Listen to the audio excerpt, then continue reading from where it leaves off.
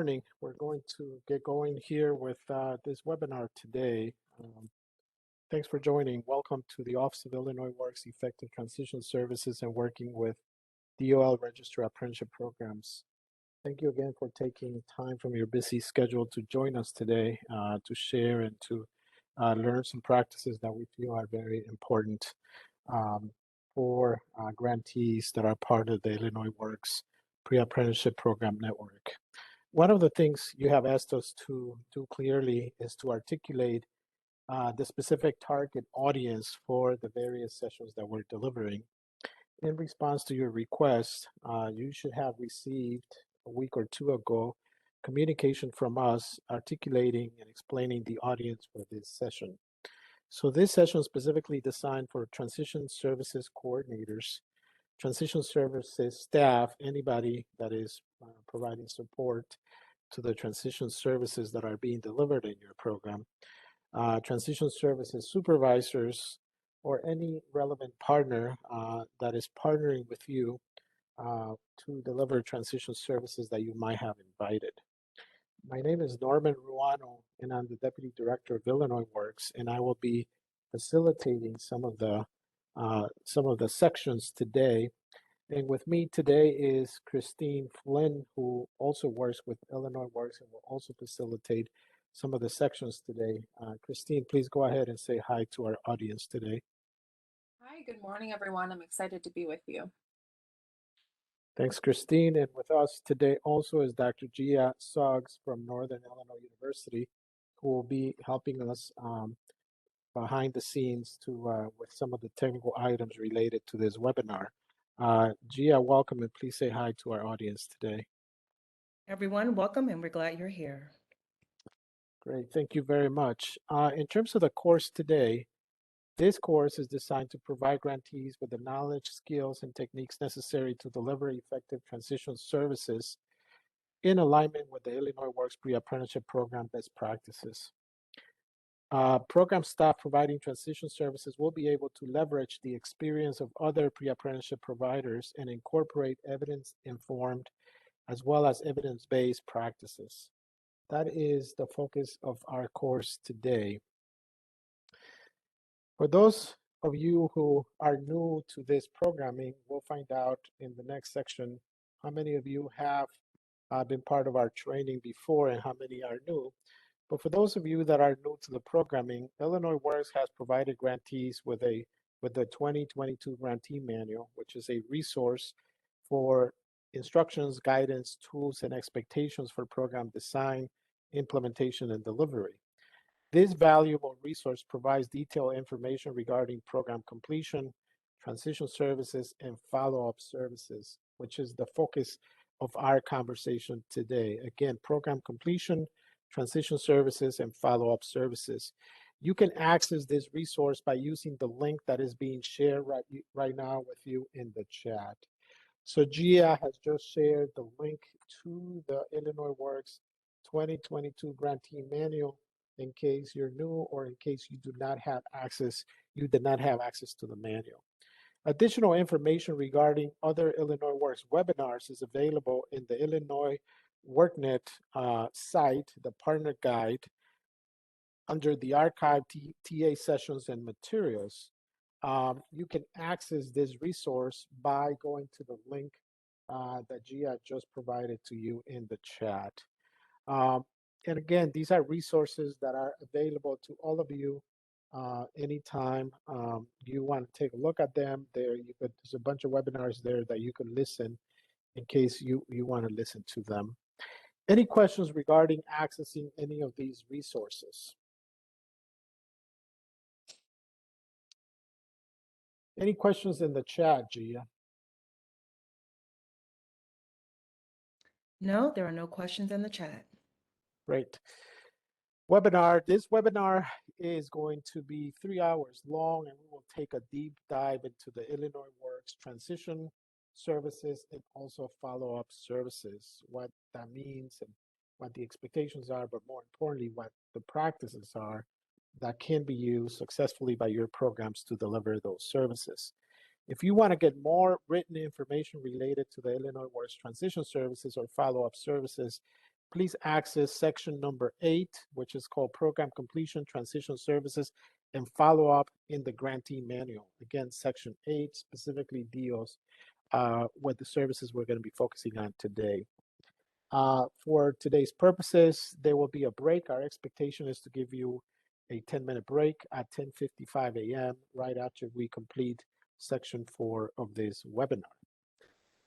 In terms of objectives, we're covering a significant amount of material today, but at the end of this training, you will be able to describe the role of the Illinois Works Jobs Program Act, list the Illinois Works goals and 3 key programs, describe the Illinois Works Pre-Apprentice life cycle, describe the Illinois Works staff roles for follow-up and transition services, explain the 4 end-of-program statuses available upon completion, list the transition services available through Illinois Works, explain the critical importance of cultivating formal and informal relationships and partnerships, complete the career assessments, list the components of a Dol Registered Apprenticeship program, utilize the Illinois Works heat map, describe the role of the Illinois Works bid credit program as it relates to transition services. This is going to be very important so that you can see how the pre-apprenticeship program, which is one of the programs that under our bureau, also directly connects to the bid credit program, which is another new program that we're implementing. List the options for regularly conducting follow-up. List the Illinois Work follow-up activities and services, leverage career assessment information, describe the role of the longitudinal study we're going to be conducting, and the last one is effectively update the Illinois Works reporting system. It will definitely be a pleasure sharing with you this session. I've had an opportunity for a little bit over 20 years to run construction programs, and I'm glad to share some of those experiences and answer any questions related to some of these practices. One key thing to remember is that this webinar is being recorded and will be made available for review in the Illinois Works Partner Guide website. We will also share the technical assistance webinar schedule later in the presentation so that you know what webinars are coming up as part of the system. We will now share the link to the partner guide in case you do not have the link and know how to access the recordings. So Gia will go ahead and share that link in the chat. Are there any questions about what I just covered, the introduction, before I hand it over to Christine, who will be delivering the next section? Any other questions or any questions related to what we just covered? There was one question in the chat from Jackie who inquired about the PowerPoint slides after the meeting, and Christine informed everyone that the PowerPoint and the recording will be available on the Illinois Works Partner Guide, and that link was just shared in the chat. Great. Thank you very much, Gia. Christine, thank you again for joining us. Go ahead with the next section, please. Great, thank you, Norman, and good morning again, everyone. So in this section, we are going to review the Webex functionality. So for those who have joined us before, you know that we are in the transition to this new Webex platform. So we're just going to review some of that, those key features we'll be utilizing today. And then we'll also identify what you hope to learn during this training. So let's go ahead and review some of the basic functions. So I'm going to ask that you follow along with us here and actually go ahead and use these functions as I review them. So the first one is mute and unmute. So down at the bottom of your screen on the toolbar, you'll see a little microphone, and right now it likely says unmute. If you can go ahead and unmute yourself now and just say good morning or hi to us. Good morning. Good morning. Good morning. Hello, good morning. Good morning. Great, thank you all so much. It's good to hear your voices. The next one is start and stop video. So if you can go ahead and start your video, it's going to be right next to that microphone button. Right now it likely says start video for you. There you all are. It's great to see your faces. So these two options are going to be vital for today's presentation. So while you're in this main session with us, you can feel free to have your video on or off. That's your preference. We will be doing a couple of breakout sessions today. We do ask that while you're in the breakout sessions, please have your video on. It just helps engage a little bit more. You also will have the ability to unmute yourself in those sessions. And throughout the training today, we will have Q&A periods, and we invite you to unmute yourself during those periods to ask questions as well. So the next feature is the raise hand feature. So on that same toolbar, you will see a little hand. If you can go ahead and click that. So this will, there you go, this will raise your hand if you have a question. Sometimes we may ask, raise your hand if you've ever experienced a certain scenario. To unraise your hand, you just go ahead and click that button again and it will lower your hand.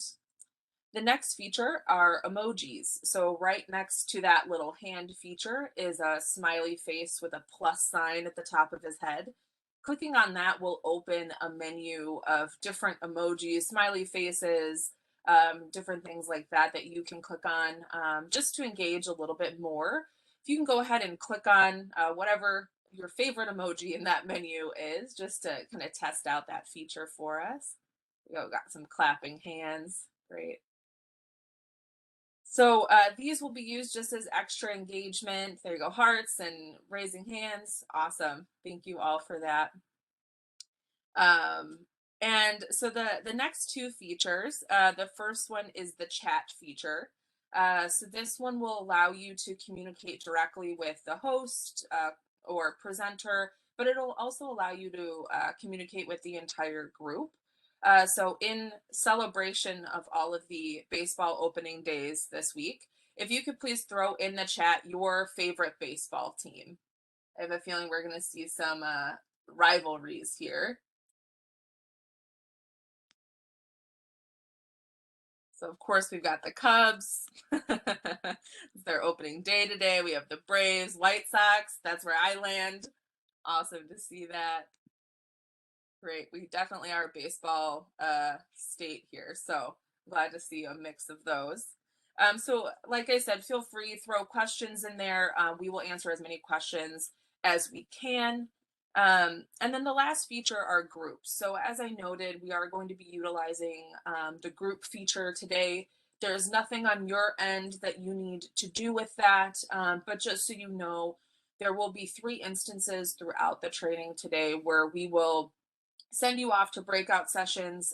In those sessions, you'll be able to communicate with your fellow group members, unmute, share your video, or start your video, share content. So it's just a way for you all to kind of get to know each other a little bit more and have that little extra interaction. So we do ask, like I said, during this kind of main training time, if you can please keep your line muted. If you do have a question during the Q&A, feel free to unmute and ask that question. We will also be utilizing Mentee Meter today. So I know some of you are familiar with this. We used it in just about every one of our trainings so far. So if we can just take a moment and go ahead and jump over to your web browser and log on to Mentee Meter at www.mentee.com. Our code for today is 1522306. So again, 1522306. We're going to be utilizing that to do some extra interaction today. And we're actually going to jump into our first Mentee Meter activity right now. So now that you are all logged on to mentee.com, if you can please answer the question in there, what is your name and organization? And if you've joined us at one of these trainings before, please just put an asterisk in front of your name.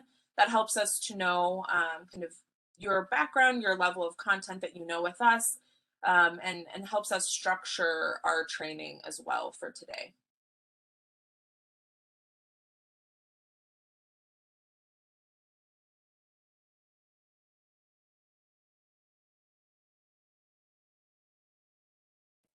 Looks like we have some return guests, which is always good to see.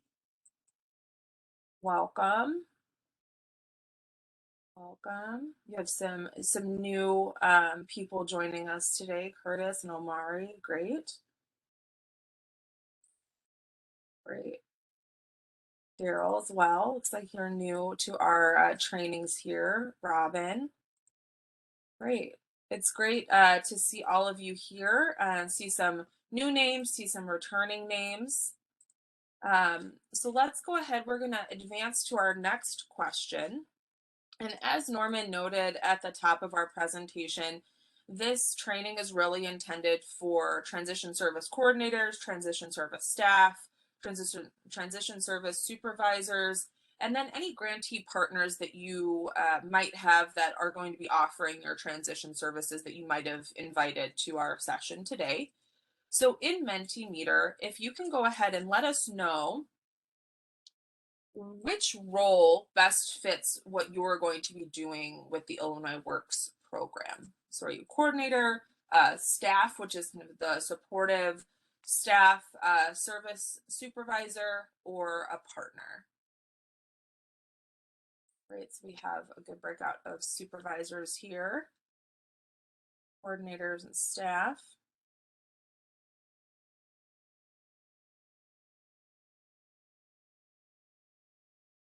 Okay. So it looks like a good number of supervisors here. Okay, great. We have our coordinators and then our support staff. All right, awesome. So I know many of you likely have these services in-house, but you can also, if you do have a service partner that you're working with, you can also always share our information or recordings with them as well, if that will help them transition your students. So now that we kind of know this breakout, let's move on to the next question. And how long have you been in your current role? If you can share your name with us and let us know how long you've been serving in that role.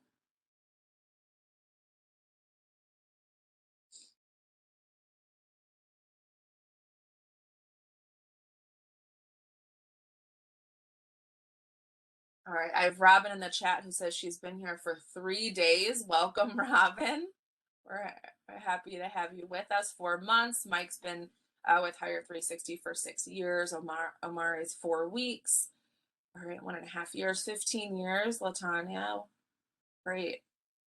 Okay, so we have, it looks like a wealth of experience here. We also have some new individuals who are just getting into this field or just getting into this field with their organization, on board for 4 weeks, 1 month. Okay, great. Well, thank you all so much for attending. It looks like we have kind of a good group of different experience levels and a good breakout of different roles. So let's move into kind of our final question for this section.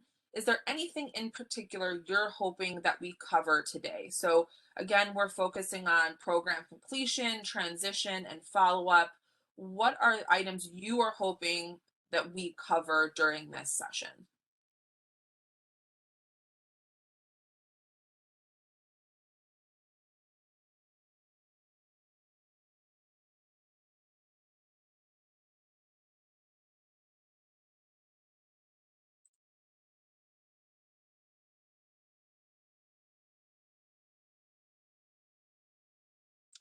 So this can be, okay, so wraparound and transition services, great. We definitely will actually cover a little bit on both on wraparound, and we will definitely cover transition services today.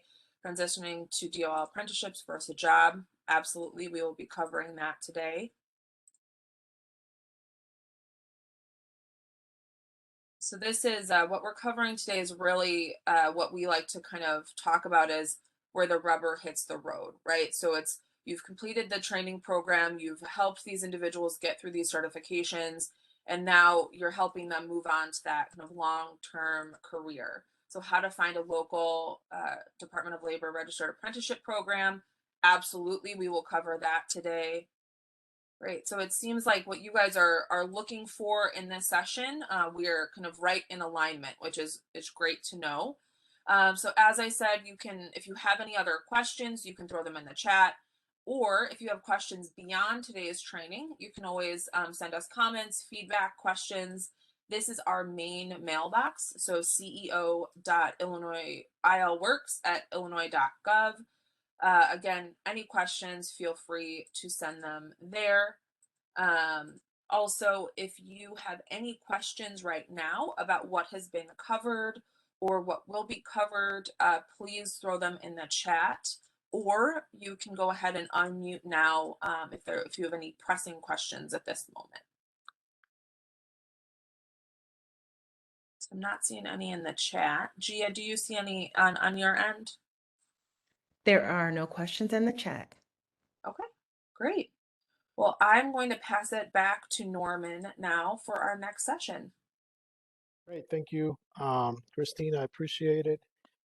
Our next section is an introduction to Illinois Works. I know most of you have attended a webinar with us, so this will be review for those that have attended, but for those that are new, I'll do a quick review of Illinois Works so that you know the context, you know the main strategic direction and why this program exists. By the end of this section, you'll be able to describe the role of the Illinois Works Jobs Program Act, list the 3 Illinois Works programs that are under the umbrella of Illinois Works, articulate the Illinois Works equity focus, list the Illinois Works goals, and explain the role of the pre-apprentice life cycle, and explain the relationship between DIBE and the Illinois Works core values. One of the key things about the Office of Illinois Works is that it's housed in the Department of Commerce and Economic Opportunity, DCEO as is known, and is a top priority for the governor's 5-year economic plan. In fact, the governor and the governor's office were intricately involved in the development and the passing of Illinois Works in 2019. Unfortunately, data shows that for too long, the construction industry and the trades have not been accessible for diverse communities. In fact, fewer than 10% of the best paid apprenticeships are extended to women and racial and ethnic groups in the state of Illinois. With new capital funding set to pave the way for tens of thousands of jobs over the next decade, the Illinois Works Jobs Program Act was intentionally, and I want to emphasize, intentionally designed to increase equity and opportunity in capital construction projects. The state anticipates spending about $60 billion in construction projects in the next 5 to 10 years in the state of Illinois. The Illinois Works Jobs Program Act is a statewide initiative to ensure that all Illinois residents have access to state capital projects and careers, including the construction industry and the trades. Again, the goal, and I want to emphasize this, the goal is to provide contracting and employment opportunities to historically underrepresented populations in the construction industry. You might ask yourself, who are those historically underrepresented populations? The Illinois Works Jobs Program Act specifically and intentionally designed to increase equity and opportunities for people of color, women, and veterans. Equity, along with diversity, belonging, and inclusion, tie the Illinois Works Pre-Apprenticeship Program's core values and requirements together. Because our ultimate goal is to bring equity to the construction industry, we base our core values on equity, diversity, belonging, and inclusion. If you want to learn a little bit more about the perspective of equity for Illinois Works, you could do so by going to Table 6, which is called Equity, What You Can Do, on page 45 of the 2022 Grantee Manual. Illinois Works is an innovative and unique model. And that innovation and uniqueness comes from the fact that it creates job demand. At the same time, it creates a talent pipeline. And at the same time, and more importantly, it provides incentives to contractors to hire and retain our graduates. Typically, workforce development models have one or perhaps even two of these key components. However, a combination of these components is what typically has a substantial impact in the workforce. In the case of Illinois Works, all components, the three components, are included to create a comprehensive response to workforce development at all levels in the construction industry.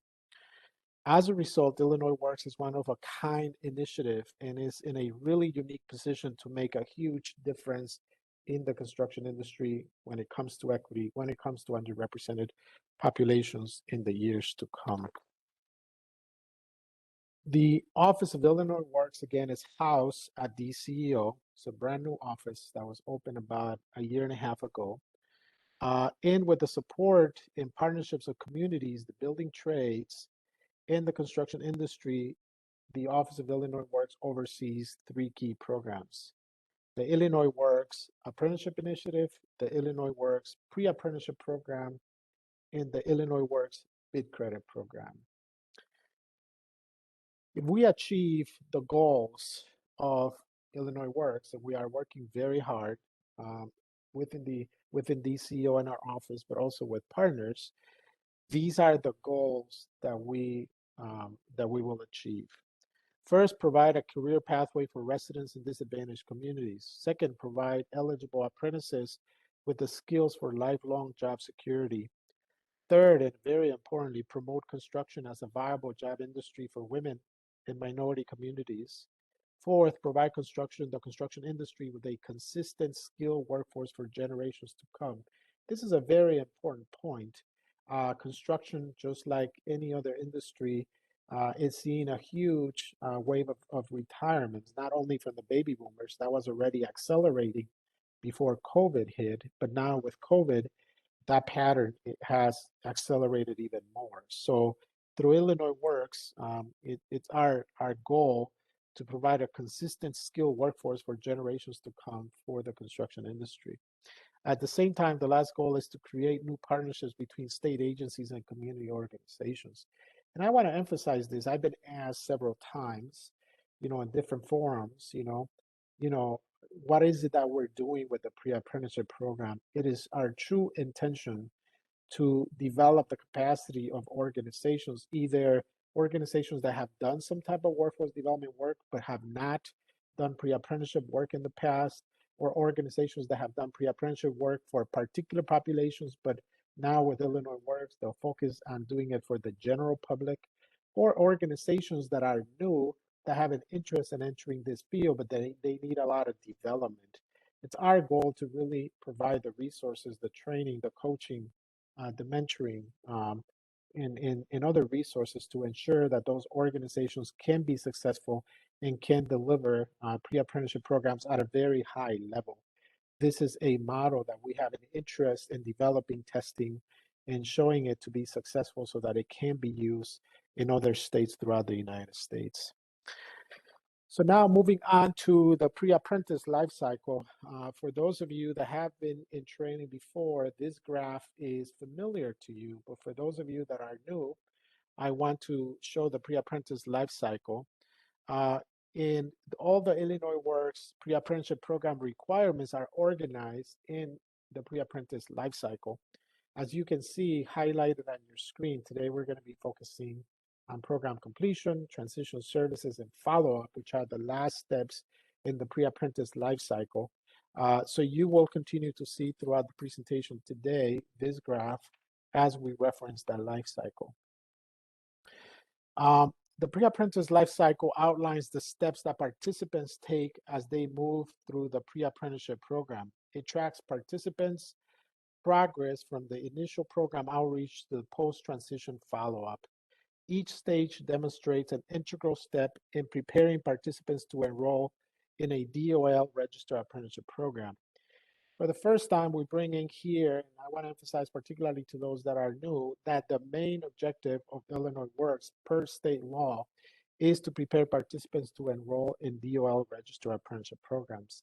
Later on in the presentation, we'll discuss primary versus secondary goals, but I want to emphasize from the very beginning that the primary goal, the main goal of Illinois Works is to get people to go to DOL Registered Apprenticeship programs. All stages of the pre-apprentice lifecycle are essential for participant success. All the stages that you see on your screen are vital for their success. However, program completion, transition services, and follow-up are the stages in which grantees begin to measure their impact, okay? This is very important. This is really, like Christine mentioned earlier today, where the rubber meets the road. It's the ability to make sure that they successfully complete, that they successfully transition, and then that we follow up after they have transitioned out to see and be able to document those successes. These stages are the start of a new phase for the participants and grantees. Now, I've been asked by very different audiences, what's the difference between Illinois Works and other pre-apprenticeship programs or other funding mechanisms out there? My response is always the same. You know, the way Illinois Works was created, it was created to be a structured pre-apprenticeship program that is specifically designed. And the reason why it has the structure that it has is because it's specifically designed to ensure that we produce the outcomes that are required of the program. And specifically, the main outcome of this program needs to be transitioning participants to Dol Registered Apprenticeship programs. In terms of the IBE and the Illinois Works core values, so as I mentioned earlier, because our main focus is equity in the construction industry, it is important to emphasize that throughout the program, we integrate diversity, inclusion, belonging, and equity. And those key components are also part of, of the core values. The goal is to foster an environment that allows individuals, regardless of who they are, to feel safe, participate fully, develop professionally, and reach their fullest potential. That's what we want to do by creating an environment, a culture, a program culture that really values diversity, inclusion, belonging, and equity. So the Illinois Works Pre-Apprenticeship program is rooted in 6 core values, and that is overcome barriers. We're teaching participants how to overcome barriers. Empower for resilience and self-sufficiency. We're empowering them, we're giving them the tools, we're reducing barriers so that they can be resilient as they go out in the construction industry and develop a career that gives them self-sufficiency. Impact through outcomes. The focus here is on outcomes. We don't want to waste anybody's time. We're investing a significant amount of resources. Our first phase of funding is $10 million. Our second phase of funding is $15 million, and that will be out in the summer. And we're hoping that our third phase of funding is going to be something around $20 million. And moving forward, those are the funding levels that we want to have on an annual basis. So we need to deliver the impacts and the outcomes required so that these types of initiatives can be sustainable through the future in years to come. Innovate persistently. One of the things that we know from experience, myself, other people in the team, and also a lot of you that are here today, is that unless we constantly innovate, as things change, as technology changes, as systems change, as individuals change, we need to be constantly innovating and learning from each other. That's the reason why the other value is building a community of collaboration. It's not just collaborating with the participants, collaborating with partners, collaborating with communities, but also collaborating with each other, learning from each other about what works and what doesn't work in order to have the impact that we need to have. And lastly, maximize differences. It's very, very important that we maximize differences. In our differences, we contribute to the success of the whole. And we want to make sure that we maximize those differences, that everybody has an opportunity to contribute and be successful. These values are the foundation of the Illinois Works program design and run through all the stages of the pre-apprentice life cycle, including completion, transition services, and follow-up. Diversity, inclusion, belonging, and equity join all 6 of the Illinois Works core values together and are integrated into all program requirements. Program design and implementation should focus on how participants will complete the program successfully, but also on teaching participants long-term skills that would allow them to build resilience and become self-sufficient so that they can secure a sustainable long-term career post-transition. The construction industry can be very rewarding for a lot of individuals, and we have thousands of people that work in these jobs, and we want to make sure that it is also rewarding to our participants, that they are able to find in it a sustainable career so that they can feed their families, they can achieve their dreams, and they can contribute to the health and well-being of their communities. Any questions before we move on to the next section? Either if you have a question, you can unmute your line or post it in the chat at this particular moment.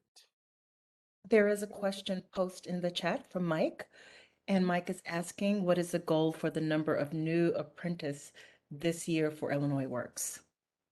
So Illinois Works, for the first round of funding that we have, $10 million, we set a goal of serving 1,000 participants. Now, 1,000 participants, if we are able to enroll 1,000 participants, you will know, and we will discuss in our metrics when we get to the metrics later on in the course, that of those enrolled, we're looking for 70% of those individuals that enroll to transition to DOL registered apprenticeship programs. In other words, becoming apprentices, full apprentices.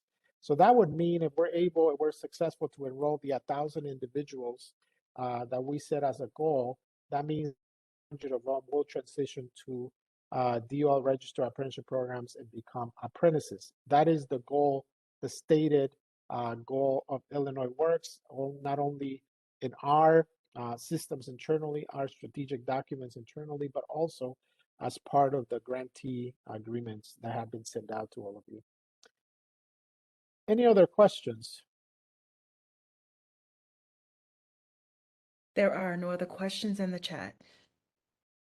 How many first year, there's one that I just noticed, how many first year apprentices enter USDOL apprenticeships each year in Illinois?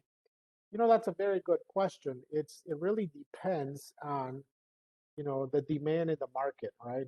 We just got a report from IDOL. The Illinois Department of Labor is the one that provides the official information for us when it comes to the market, the dynamics of the market. We do know that last year there were a little bit over 8,000 apprentices that were working on, you know, Illinois Works eligible projects. Now the number of total apprentices is a little bit higher. They haven't released their numbers yet for 2021. Soon they will, and I will be more than happy to provide that information in our administrator meeting. We are scheduled to have an administrative meeting this week, and we will provide that information. But I can tell you it's several thousand of them, just apprentices working on Illinois Works eligible projects. There were over 8,000 of them last year, and a good 20 to 25% of them were first year apprentices. So there's a significant number of them, and that's only a small share of all the apprentices. As soon as I get that report, I'll be more than happy to share that information with you. We get those reports on a yearly basis so that we can really see how the market is growing and developing out there. So there. Yeah, go ahead, Gia. I was going to say there's another question here from Matt. So Matt is asking, is there any effort to have unions give preference to graduates of Illinois Works pre-apprenticeship training programs? Yeah, I mean, that's a very good question. So let me answer that question from a variety of angles. On the one hand, the bid credit program is a program that will incentivize contractors to specifically hire our graduates so that they can sponsor them into the union. So that would give them a leg up if contractors, you know, hire them and sponsor them into the unions. But there's another program that we have implemented in Illinois Works called the Apprenticeship Initiative that I just discussed. And that program has a goal for each Illinois Works eligible construction project that is executed by a state agency. And as I mentioned, you know, there's about $60 billion that will be executed in the next 5 to 6 years. Every year, there's anywhere between, you know, $8 to $10 billion that are being of construction projects that are being executed by state agencies. And all of those projects that are at least $500,000 or more have a goal on their contract to hire apprentices to execute 10% of those hours.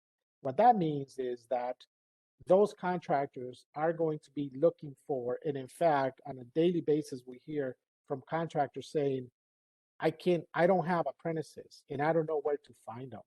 And as a result, one of the tools that we're going to be providing to our grantees is that when they have graduates, they will have an opportunity to upload the resumes and the profile of those graduates in a portal that then contractors are going to be able to search, and we're going to be doing a matching process with those contractors needing apprentices.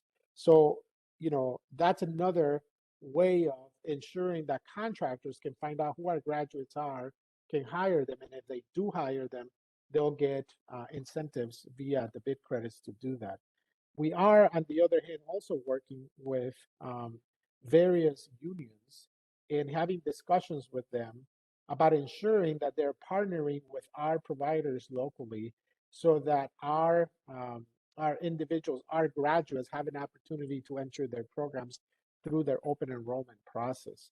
Now, I have heard from some of our graduates, from some of our grantees, that they already have agreements with certain union groups that will give preference to some of our graduates. So one of the conversations today, and we'll talk about that, is to really ensure that local programs are working with their local DL registered apprenticeship programs to develop those relationships. Ideally, there will be a preference, and we will continue to work on that from the Office of Illinois Works, but also from the local level. Anybody else? There is a question here from Mike. I think some of this was addressed by the comments you just made, Norman, but I'll read the question. It says, what efforts are made to reach out to unions, apprenticeship programs, and include them in this effort? Because the Illinois Works is looking for an estimate 700 out of 2,000 for first-year apprentice, which means we're looking to place 35% of the new members. Well, let's just clarify and make very clear that I'm not just talking about union apprenticeship programs here. Illinois Works, and when we talk about primary goals, I will also go back to that point. Illinois Works qualifies, graduates of Illinois Works qualify to transition to non-union DOL registered apprenticeship programs, either non-union programs that are delivered by associations, business associations, nonprofit organizations, or companies themselves. There's a large number of those also in the state of Illinois. So I wouldn't say that the 700 of them are going to go into union apprenticeship programs. Unions are definitely the main player in the state of Illinois, and we will continue to work on them, and that is a completely viable option. But there's also non-union programs that are available out there. So I would definitely encourage you to work with those, and that's part of the model. Anything else, Gia?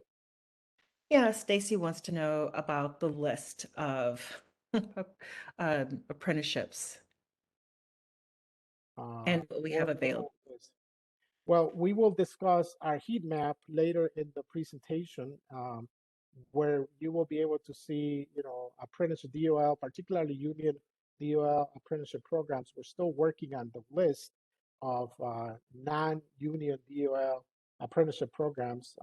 We have identified and listed many of them, but right now on our heat map we have the union DOL registered apprenticeship programs, and we will provide a list of the non-union ones as soon as that list is completed. So I think that answers also Mike's questions, and we need to move on because we have a lot of content today. So I will hand it over to Christine so that she could deliver the next section. Great, thank you, Norman. So in our next section, we are going to focus on program completion. So by the end of this section, you will be able to locate program completion on the apprenticeship lifecycle, pre-apprentice lifecycle, list the training and industry recognized certificates and credentials that your participants will receive by the end of the program, explain the end of the program status available upon completion, describe the Illinois Work Services that may be deployed post-completion, describe the role of the data entry coordinator, and updates the IWRS reporting system. So as Norman noted, all of the steps in our program are organized onto the pre-apprentice lifecycle. Many of you are going to be very familiar with this graphic. Program completion is the 7th step in the pre-apprentice lifecycle. And each of these steps are important in the overall life cycle, but obviously program completion denotes when your participants have completed that instruction. They are finished with the program. So this also, for those who successfully complete the program, will denote the beginning of transition services. So if we can move on to the next slide, Gia. Thank you.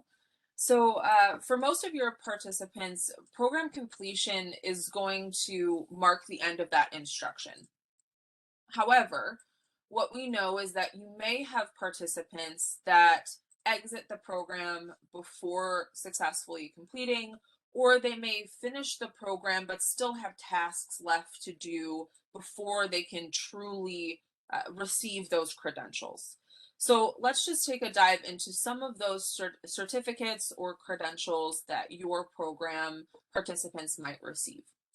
So depending on your curriculum, your participants may end up with a NAB2 or NCCER certificate, OSHA 10 certification, first aid CPR. They likely will also receive employability skills or test taking skills. Those may or may not have a credential associated with them depending on the program that you're running. And then there may be additional content considerations that you implement in your program. So I know we have some programs who've explored offering CDL. We have some who are going to be offering flagger certifications, but all of these are going to denote the end of that instruction period. So once your participants achieve these certifications through your instructional modules, that marks the end of their instructional program. So as I said, there might be different ways that your participants leave the program. So as we know, some participants might need additional assistance beyond what they received throughout the instructional training. You might have some who choose to withdraw from the program, and you might have some who end up being dismissed from the program. So for those last two, withdrawal and dismissal, obviously they can kind of happen at any point during the program. However, for those individuals, that will be the end of their program with your organization. So let's move into kind of what each of those statuses mean. So there are a total of 4 statuses for the Illinois Works program. The first is successful completion. Second is unsuccessful completion, withdrawal, and then dismissal. So for Illinois Works, successful completion means that this individual has gone through all of the steps that they need to do to receive those certifications. They've gotten to the point where they've gotten their NAB2 or NCCER, they've gotten their OSHA 10, their first aid CPR, they've finished any additional courses that your organization might require, including employability or test skills, any other certifications. So they are in a prime position to move directly into transition services. For unsuccessful completion, these are individuals who have been through the program the whole time. They are prepared to leave, but there are some final things that they need to take care of. So maybe they came underneath the post-assessment score threshold on one of their assessments. They need to make up hours. So these are items that your student support services coordinator should be meeting with that individual, setting up a plan with them to ensure that they can get back on track, and then they can shift into that successful completion and obviously ideally into that transition period. Withdrawal, these are individuals who choose to leave the program for whatever reason. So we ask that if you do know of a student who's planning to withdraw, you just spend time talking with them, trying to understand what are the reasons behind that withdrawal. And the purpose of that is really to understand, are there any additional support services that could help keep that person in the program? So if they're withdrawing because they suddenly have a transportation issue they didn't have initially, they have a childcare issue they didn't have initially, are they feeling that they're struggling too much with their academics? These are items that the program is set up to address. And so if they can address them, the goal is to keep them in the program. Obviously, there are situations where that's not possible. So maybe someone they have to return to work immediately. They have to move out of state. These are items that, are kind of outside of the control of the program. And in those instances, we just ask that you conduct an exit interview with that individual. So, obviously, whatever decision they make, we want to maintain a positive relationship with them. And so in moving through that exit interview questionnaire, we want to just ask and get feedback on our program. Are they leaving because of something in the program? Are they leaving because there are services that weren't provided that they needed? Was it something outside of the control of the program? So those exit interviews, which are Exhibit 1 in your grantee manual, will really help your program to understand, are there ways that you can ensure retention of your participants? Or are there ways that you can improve? So even if this individual is not leaving because of something the program did, they might have valuable feedback on areas that they really enjoyed and want you to continue doing, areas that they think could have been improved or could be helped or offer additional support.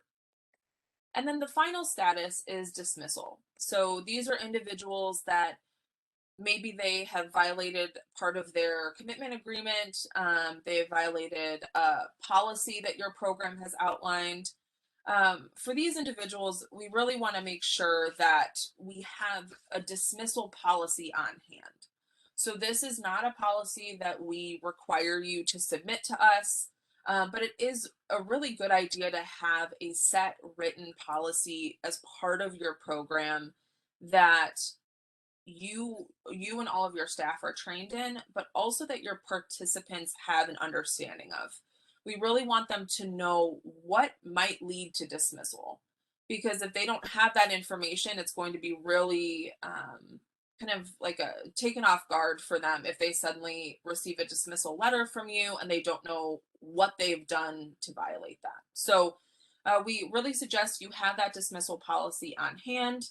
I will let you know, kind of a side note, we are developing a sample policy and sample documents that you all can utilize and modify to your organization's kind of fit. So please look out for those. Those will be posted to the partner guide, and I will send out a message just letting you all know once those are ready and posted. So all of these statuses are going to require some sort of Illinois Works service outside of dismissal. So if you have an individual who is successfully completed, they're going to move on to those transition services. If you have someone who's unsuccessfully completed, they might need wraparound services or student support services. Or if you have someone who is choosing to withdraw, they might also need those wraparound services or their student support services. So it's really about ensuring that we are doing as much as we can to help these individuals stay in this program and remove those barriers to the best of our ability. So let's jump into kind of a review of our overall services here. So sorry, Gia, I was a little delayed on that. If you can jump back on the slide. Sorry about that. So wraparound services and student support services, we have reviewed in the past. I just want to note there was an in-depth exploration of both of these topics in our last training session, and that recording is on the Illinois Works Partner Guide. So if you want more in-depth information about those services, please look at that recording. But just to kind of do a quick review of those, the wraparound services are focused on those non-academic needs. So these are items like transportation, childcare, if someone, wants connection to an alumni network or mentorship. So these are items that really are meant to just kind of give them that extra non-academic assistance and remove those barriers to ensure that they can show up mentally and physically to instruction. And so these are going to be best fits for individuals who have unsuccessful completion or withdrawal. Now, what's important about wraparound services is that they are opt-in services. So individuals choose to pursue them or not pursue them. And part of that is really building that self-sufficiency for our participants, for them to assess their own needs and then to be able to say, this is what I need or this is what I don't need, as opposed to us telling them what they need or don't need. So it's really hitting on that kind of self-determination and ensuring that they feel they have a voice in that process. So now, in contrast, the student support services are for the academic needs. So these can be tutoring, if you need additional math tutoring, if they need additional tutoring on a specific topic area. It can also be making up session hours. Maybe they came underneath that threshold for their post-assessment and need to make up that test. So it includes a suite of academic services. But the key difference with student support services is that while some of them are opt-in, so they can opt into additional tutoring, for example, others are mandatory. So if they have come underneath that post-assessment threshold, if they have come underneath that attendance threshold, these are items that they're going to need to make up. They're going to need to set up make-up sessions for those hours to ensure that they're completing the modules and earning those credentials. So for those are mandatory, and those are part of that student support service coordinator's plan for them. They will get a red flag notification and then set up a plan to help that participant get back on track. So these are also going to be ideal for those individuals who are unsuccessfully completing the program or who are looking to possibly withdraw. These again might be beneficial to help them kind of stay in the program if they have that additional academic support.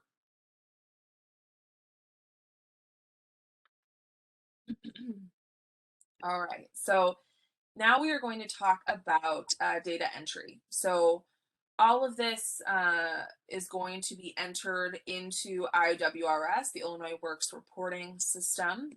And for that, we look for organizations to have a data entry coordinator. So this is a role that we've discussed in previous trainings, but ultimately, while you don't need someone who has this exact title, you should have someone on your staff who is responsible for ensuring timely entry of data into IWRS, who is verifying that the data is correct, and that could be organizational data, that could be participant data, just making sure that if you have 30 applicants, that all of those individuals are actually applicants and not moved on to enrolled or chosen to leave and not enroll. Just making sure that those key items are taken care of and put in on a timely manner. So just a reminder, data into IWRS is intended to be in the system in real time, and at the very least by end of day Friday of every week. The reason for this is we do check weekly on that data, so it's really important that it gets in there and we are able to see it on our end. So if you need any more information kind of about that role, about data entry, you can go to the grantee manual. That's section 10, which talks about that grantee data management and this role specifically. So why this role is so important when it comes to program completion is because this is likely the person who is going to be entering if your participants have completed modules and if they have completed the overall program. So here on this screen, many of you will likely recognize this graphic. This is directly from IWRS when you are setting up a service. So for module completion, an individual will go into a participant profile and they will click on the module that they are looking to mark as completed on the career plan. And this screen will be brought up here. So you'll be able to edit the customer service. And on the right side where it says status, you will be able to choose if that individual has successfully completed or unsuccessfully completed that module. So if they've successfully completed that module, they will go on to the next module. If they've unsuccessfully completed that module, their profile will get tagged with a red flag, which will then trigger your student support services staff to meet with them and help in whatever way they need to. So if they need to set up makeup hours, if they need to set up a makeup exam, whatever that looks like. But once these modules are all completed, that means that that individual has now completed the entire program at large. So once someone has completed successfully all of those modules, the next step is to mark them complete for the entire program. So one can do this by, again, going to that individual's profile, and then you'll go to the program completion and follow-up tab. And in there, you will see a button that will say add completion status. So once you choose that, the options are there on your screen. You can choose complete, complete and in transition, incomplete, post-program active tracking, or long-term tracking. So those last two we're going to talk about a little bit later. But for complete, that means that you have someone who has successfully completed the program. They have been marked complete on all of their modules. They've met all of your standards that are within your program, but they might not be ready to transition yet. So for whatever reason, they might not want to transition to a registered apprenticeship program at that moment. They're still considering what they want to do. So at that time, they would be marked as complete. Now, that's in contrast with complete and in transition. So complete and in transition is this person, again, has successfully completed the program and they're now actively receiving transition services. So those services could be you helping them with an application for a registered apprenticeship program. It could be helping with mock interviews, anything that kind of is marked as your transition services. That is the status that person would have. So they are successfully completed instruction and now they are receiving transition services. And the final status there is incomplete. And for those individuals, again, this is where your unsuccessfully completed participants will live, hopefully temporarily, while they are going through those additional services to make up hours or make up their credential requirements. And as soon as they are finished with those, then they would move into one of the complete statuses, ideally complete and in transition, so you can help them then move into a registered apprenticeship program. So now before we head to our break, I know we're a little bit over our time here. I just want to check if there are any questions on what was just covered regarding program completion. So feel free to add them in the chat or to unmute, and I'm happy to answer any questions. So Christine, if I may acknowledge a post from Norman and then share a question from Robin. Absolutely. Okay, so Norman has shared in the chat the annual report from the Illinois Department of Labor that provides the number of apprentices in the state and the number of programs, including union versus non-union, broken down by race and gender. So that is available in the chat for anyone who is interested in that information. And then Robin has a question. She's requesting clarification. So if a student withdraws or is dismissed from the program, they are still able to receive wraparound services. Correct. And that's a question mark. Yeah, that's a great question. So once they have officially withdrawn or been officially dismissed, they can no longer receive Illinois Work Services. So that's a really good clarification, because with withdrawn, they can still receive services if the reason that they're withdrawing is a wraparound service or a student support service. So if they note to you, I'm thinking of withdrawing from the program, I have, this need, or I don't feel like I'm academically succeeding, that's the moment where you can still offer them those wraparound services. You can still offer them those student support services with the express goal of keeping them in the program. So those services are available to them up until the point where they have officially decided they are done with the program and are going to withdraw.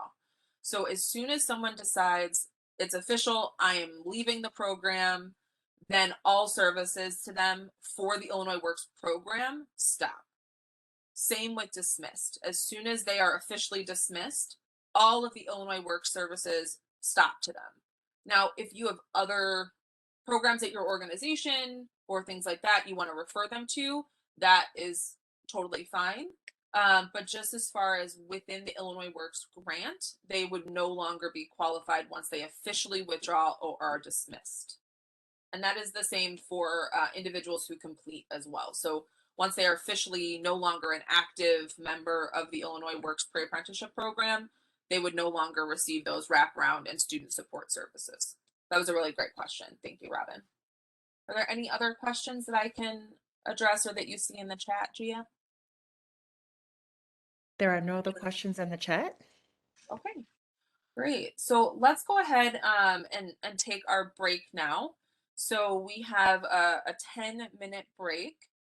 And so right now I have 11:12 on my watch. So if we can just come back in 10 minutes, so that would be 11:22. Thanks again for joining us today. We're gonna start here with our next section of the training, which is section 5, Transition Services. By the end of this section, learners will be able to locate transition services on the pre-apprentice lifecycle, describe the role of the transition services coordinator,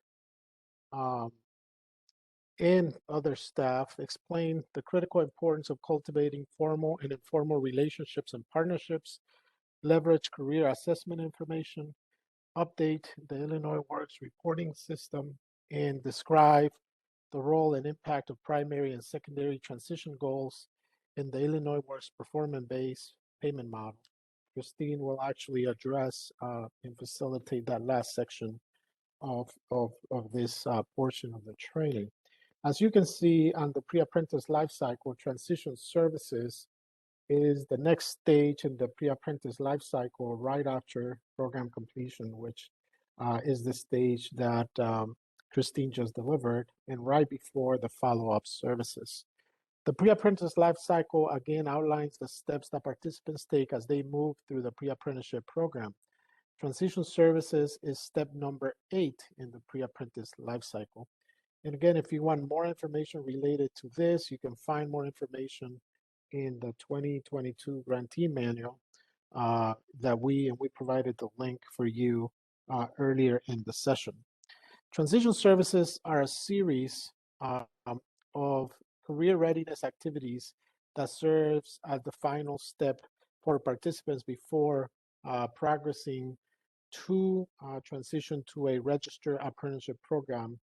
RAP is short for Registered Apprenticeship Program and Employment. One important player here is the Transition Services Coordinator.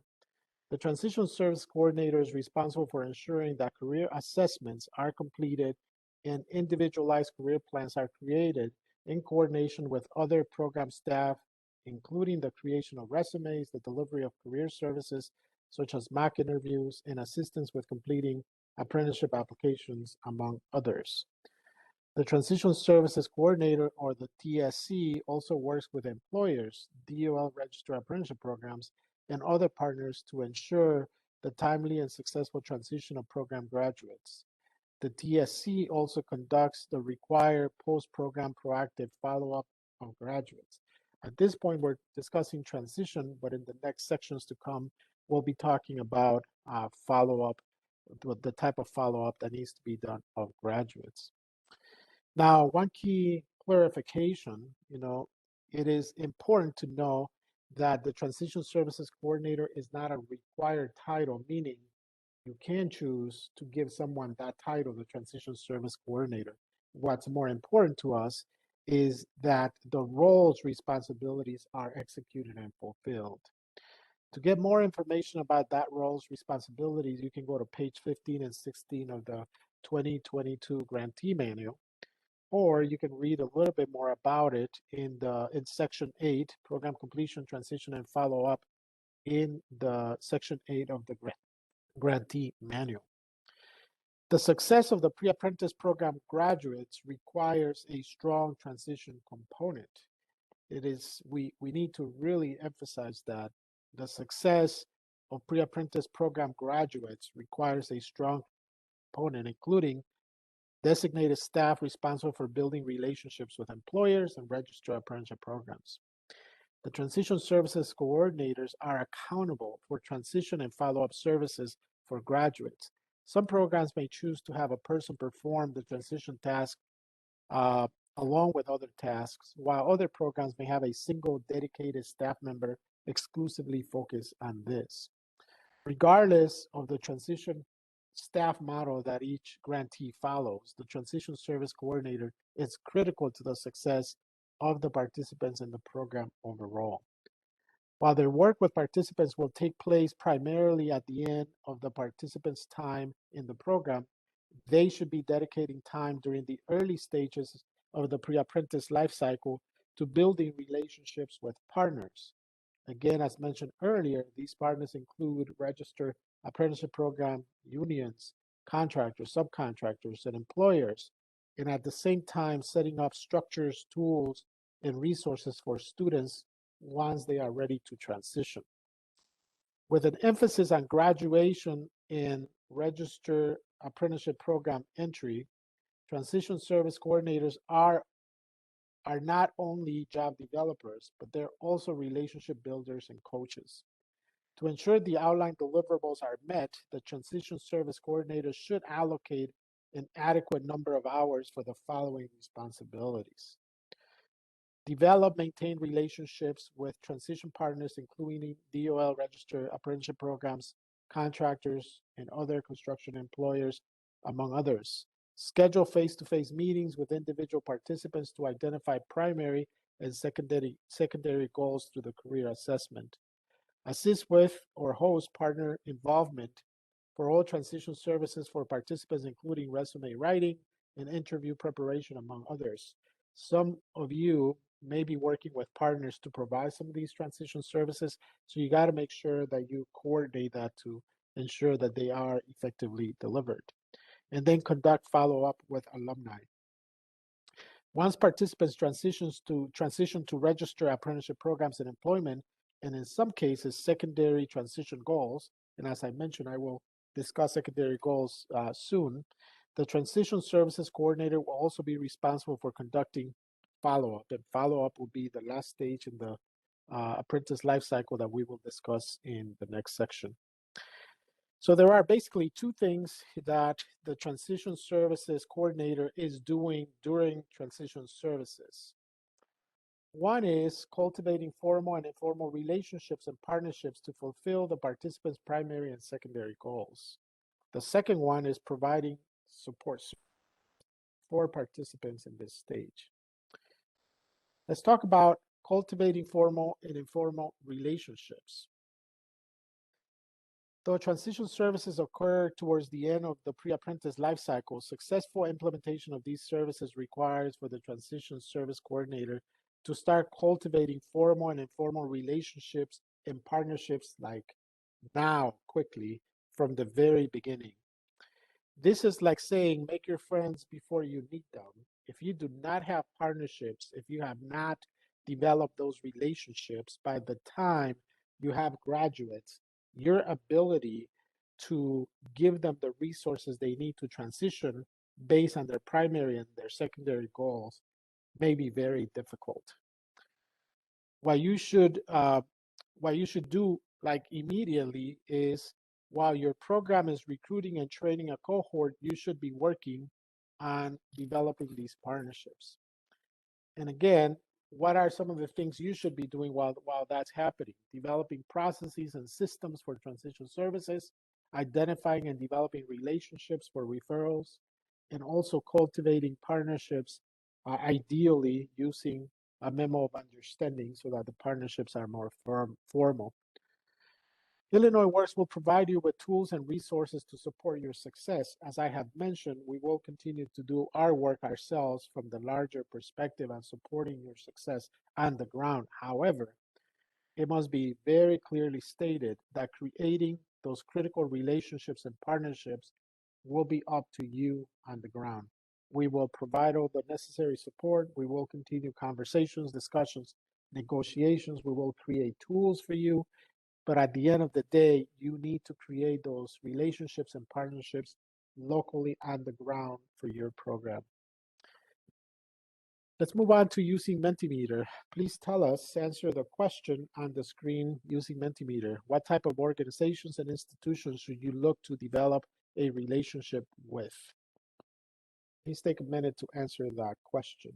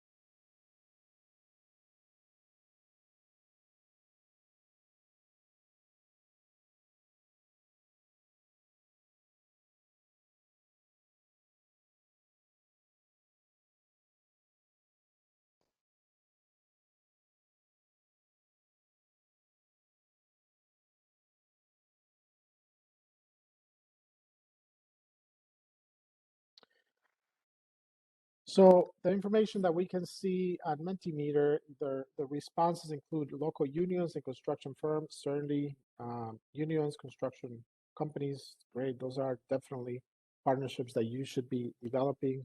Organizations that offer pre-apprenticeship programs. Certainly, obviously, your organization is one of those. The focus, once they get out of your program, is to give them access to Dol Registered Apprenticeship programs. Unions, trade schools, employers, certainly, that's very important. Union halls, nonprofits, churches, park districts, yes, those organizations can all be very helpful in delivering transitional services, particularly if some of those organizations offer, mock interviews, or they offer, resume writing ability or other career readiness services. Thank you very much for participating. One of the key things that we want to emphasize is that, as you develop relationships, you will need to constantly communicate with organizations, with contractors, with companies, and with other prospective partners. And you do that through a variety of touches, right? Make sure that besides having face-to-face conversation and phone calls, you also including social media posts, you're doing presentations to these potential partners, you're doing webinars, branded emails, newsletters, blog posts, text messages, letters, a variety of different ways of communicating with them so that those relationships can become stronger and they can actually materialize. These are great opportunities to keep your partners connected to your program, inform about your program's progress and successes, and update and up to date on how their partnership is contributing to these successes. So it's very, very important to keep in mind that relationships are intensive in communication, and it's important to constantly communicate about your successes and what's going on with your program. But the second task that is being done while the transition service coordinator is in transition, is providing transition services, is to actually provide the support to the participants. So transition services are an essential element of the pre-apprenticeship program and involve arranging activities that expose participants to construction industry and help them apply to register apprenticeship programs and employment. This can be achieved by involving participants in relevant industry events, career fairs, trade-related networking events. You know, some programs arrange visits to DOL registered apprenticeship programs. Preparing them, you also need to prepare them to apply for registered apprenticeship programs. You also need to prepare them for testing and other apprenticeship entry requirements. Some of them will need to go through resume building and interview preparation. All of these are important services that participants need to be receiving as they prepare to transition. Preparing students is a critical part of the transition process. It can be easy for students to misunderstand the actual career expectations of a profession or even romanticize the experience within a profession. This can lead to unfilled expectations and even disappointment. These participants are less likely to complete their apprenticeships and have enduring careers. Help participants understand more about their profession of choice than just the compensation. Share information about the risk, work schedules, seasonal shifts, you know, employer expectations. Do something like a day in the life of a carpenter, a day in the life of an electrician. Bring an electrician to talk to them, to tell them how a day is in their work. Life of an electrician, to see what type of work they do, how much weight they have to lift, the tools that they have to carry, the type of materials that they work with, so that they have an understanding again about the risk, the work schedules, the seasonal shifts, the employer expectations. This will help the participants manage their expectations and support their long-term success. This is all part of the transition services that are being provided. Transition services assist participants with transitioning to union. And again, as I mentioned earlier, the majority of DOL registered apprenticeship programs in the state of Illinois are union, but there are also non-union registered apprenticeship programs, also to connect them with employers and refer them to advanced construction education programs. Grantees must have a suite of partnerships, including but not limited to partnerships with DOL apprenticeship programs, contractors, subcontractors, employers, unions, advanced construction education programs. The key here, it is important to note that the primary goal of the Illinois Works Pre-Apprenticeship program is to successfully transition participants to DOL registered apprenticeship programs. But as I mentioned earlier, even though that's our main and primary goal, we will also discuss secondary goals and what those might be, because as we have learned from experience, there are individuals that after they go through a pre-apprenticeship program may change their mind about their career. They may want to now go into the military, or may want to go to college instead, or may want to do another training program in construction management or something like that. So we will discuss that and the impact that that will have on your program. In terms of the transition process, you will say, what's the process that we need to follow in order to execute these transition services?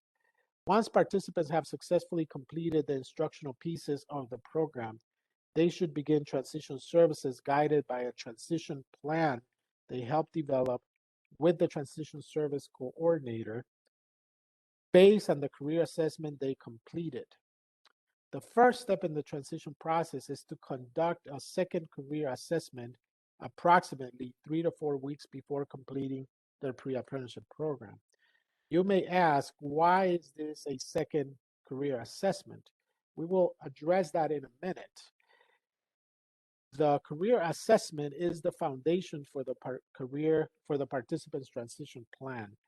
You cannot do a transition plan unless a career assessment has been done. The career assessment outlines the traits of interest and participants' job readiness needs.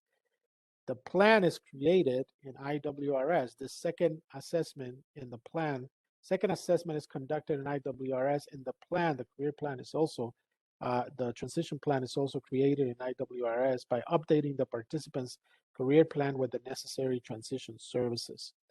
This plan also assists transition staff as they help participants move from a pre-apprentice to a full apprentice. So let's address the second career assessment.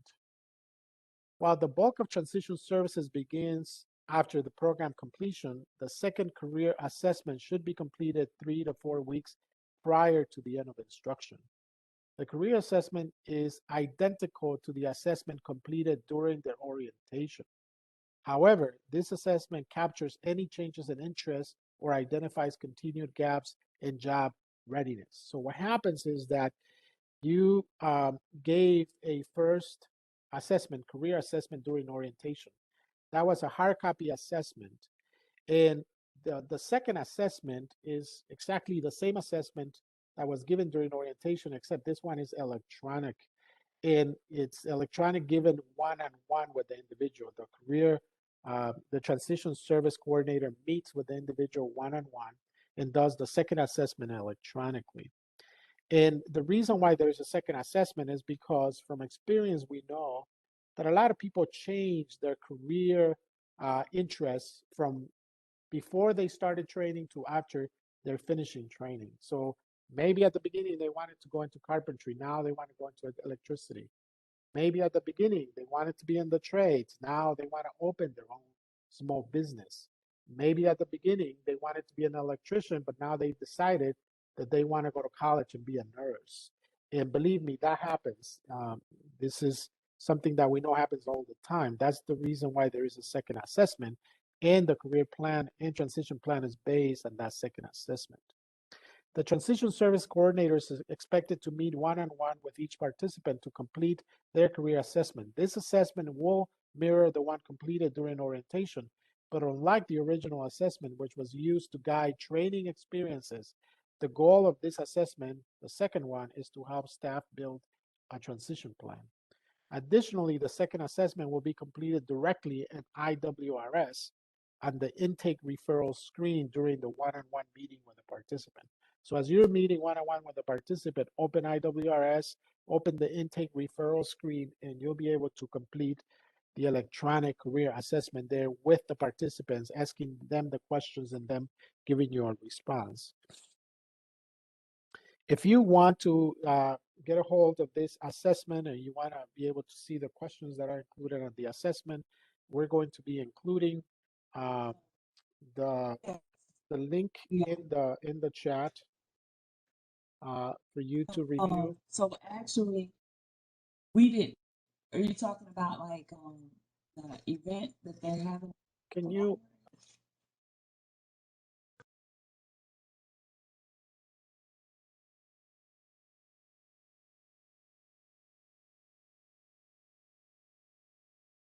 Hi, Norman, you're muted.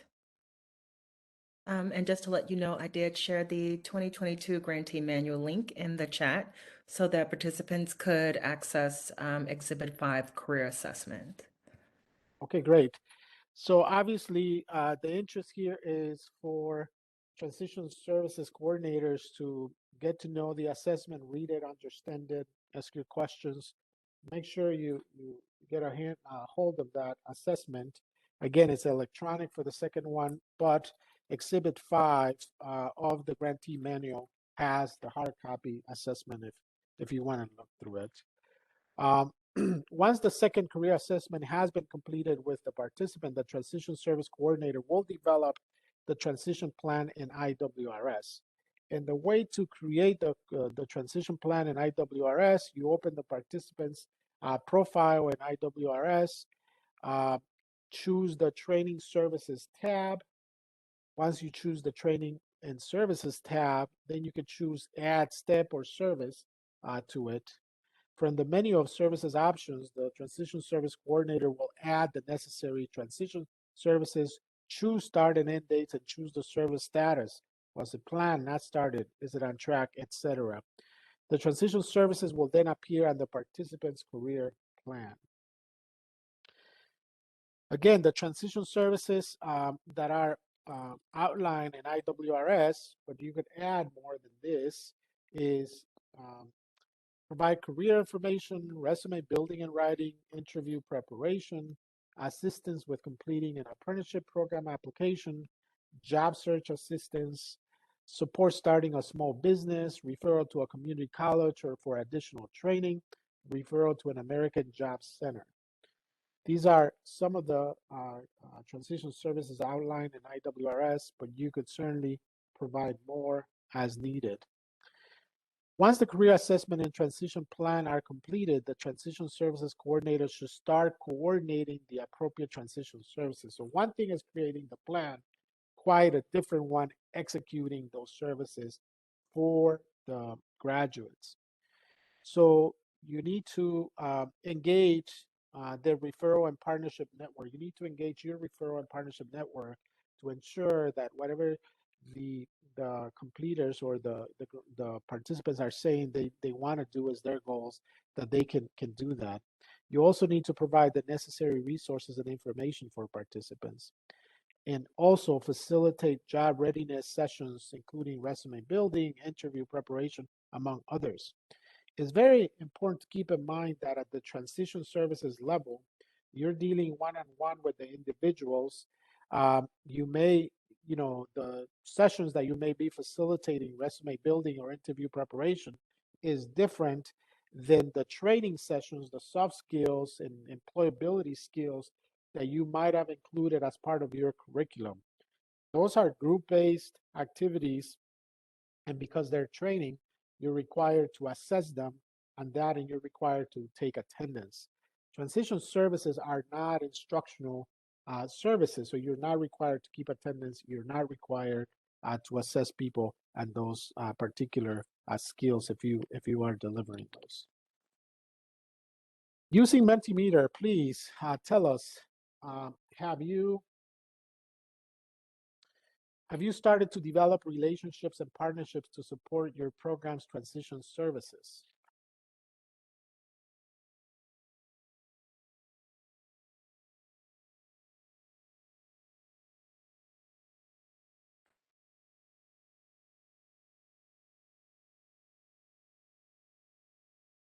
Have you started developing relationships and partnerships to support your program's transition services? Yes, you have. Great. Anybody else?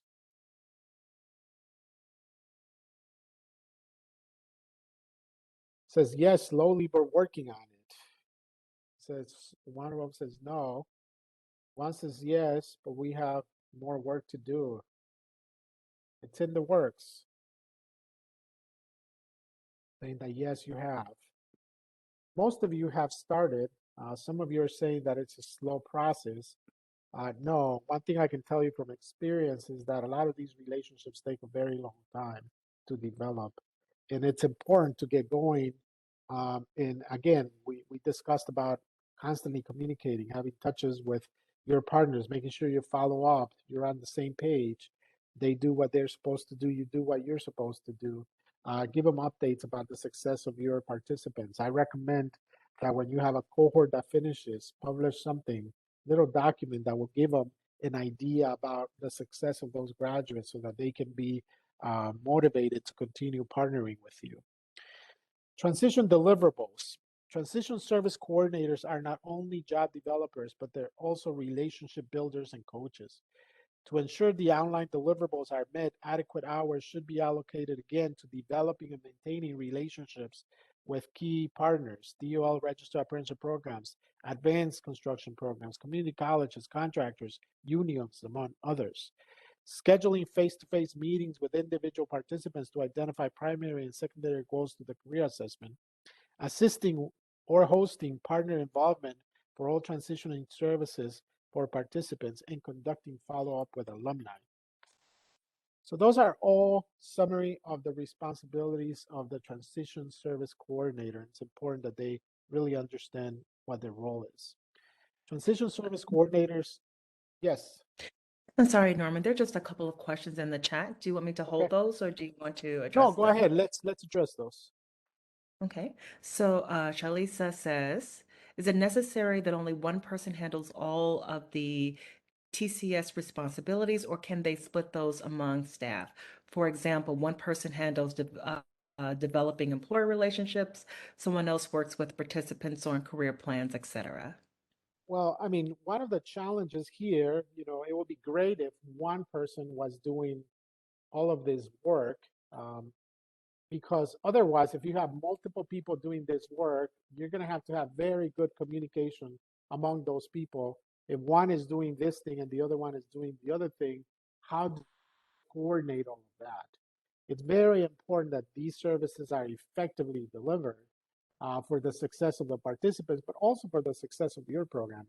If you have a mechanism, you have a way of properly coordinating and communicating among the various people involved in the transition services, then go ahead and do that.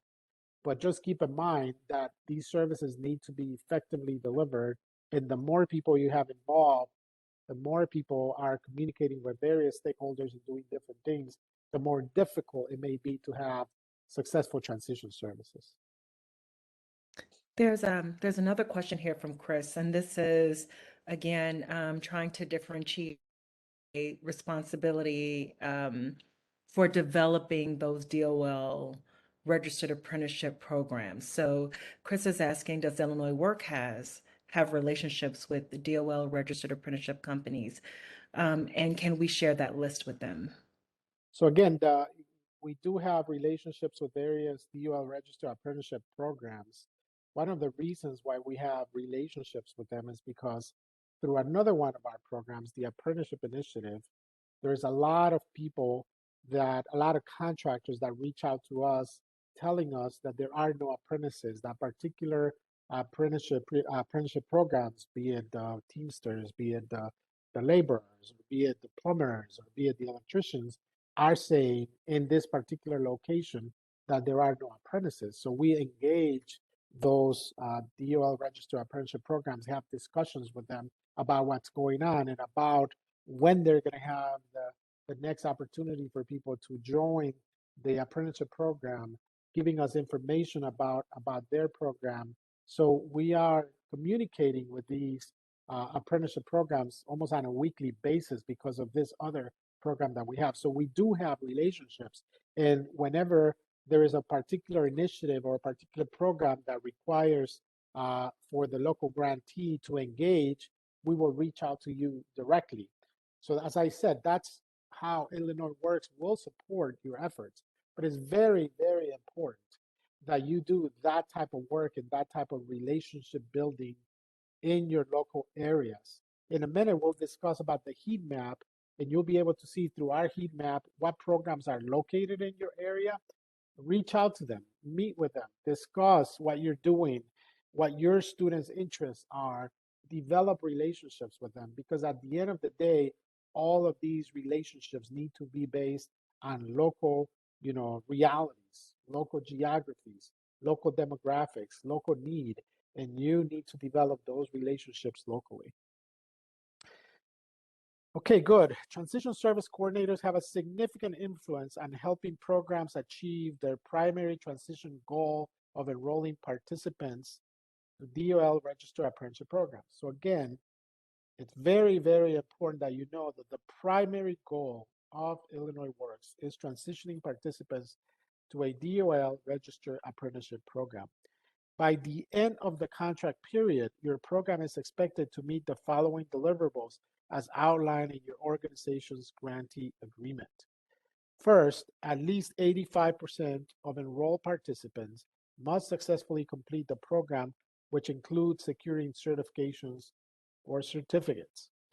Second, at least 70% of enrolled participants must transition to a DOL registered apprenticeship program.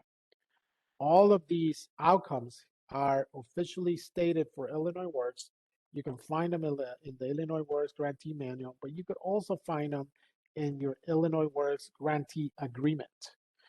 Once participants transition to registered apprenticeship programs, and in some cases, a secondary transition goal, and again, we'll address secondary transition goals in a minute, the Transitional Service Coordinator will also be responsible for conducting participant follow-up, which will be discussed in a few moments. Before we move to the next stage, let's discuss primary and secondary transition goals, okay?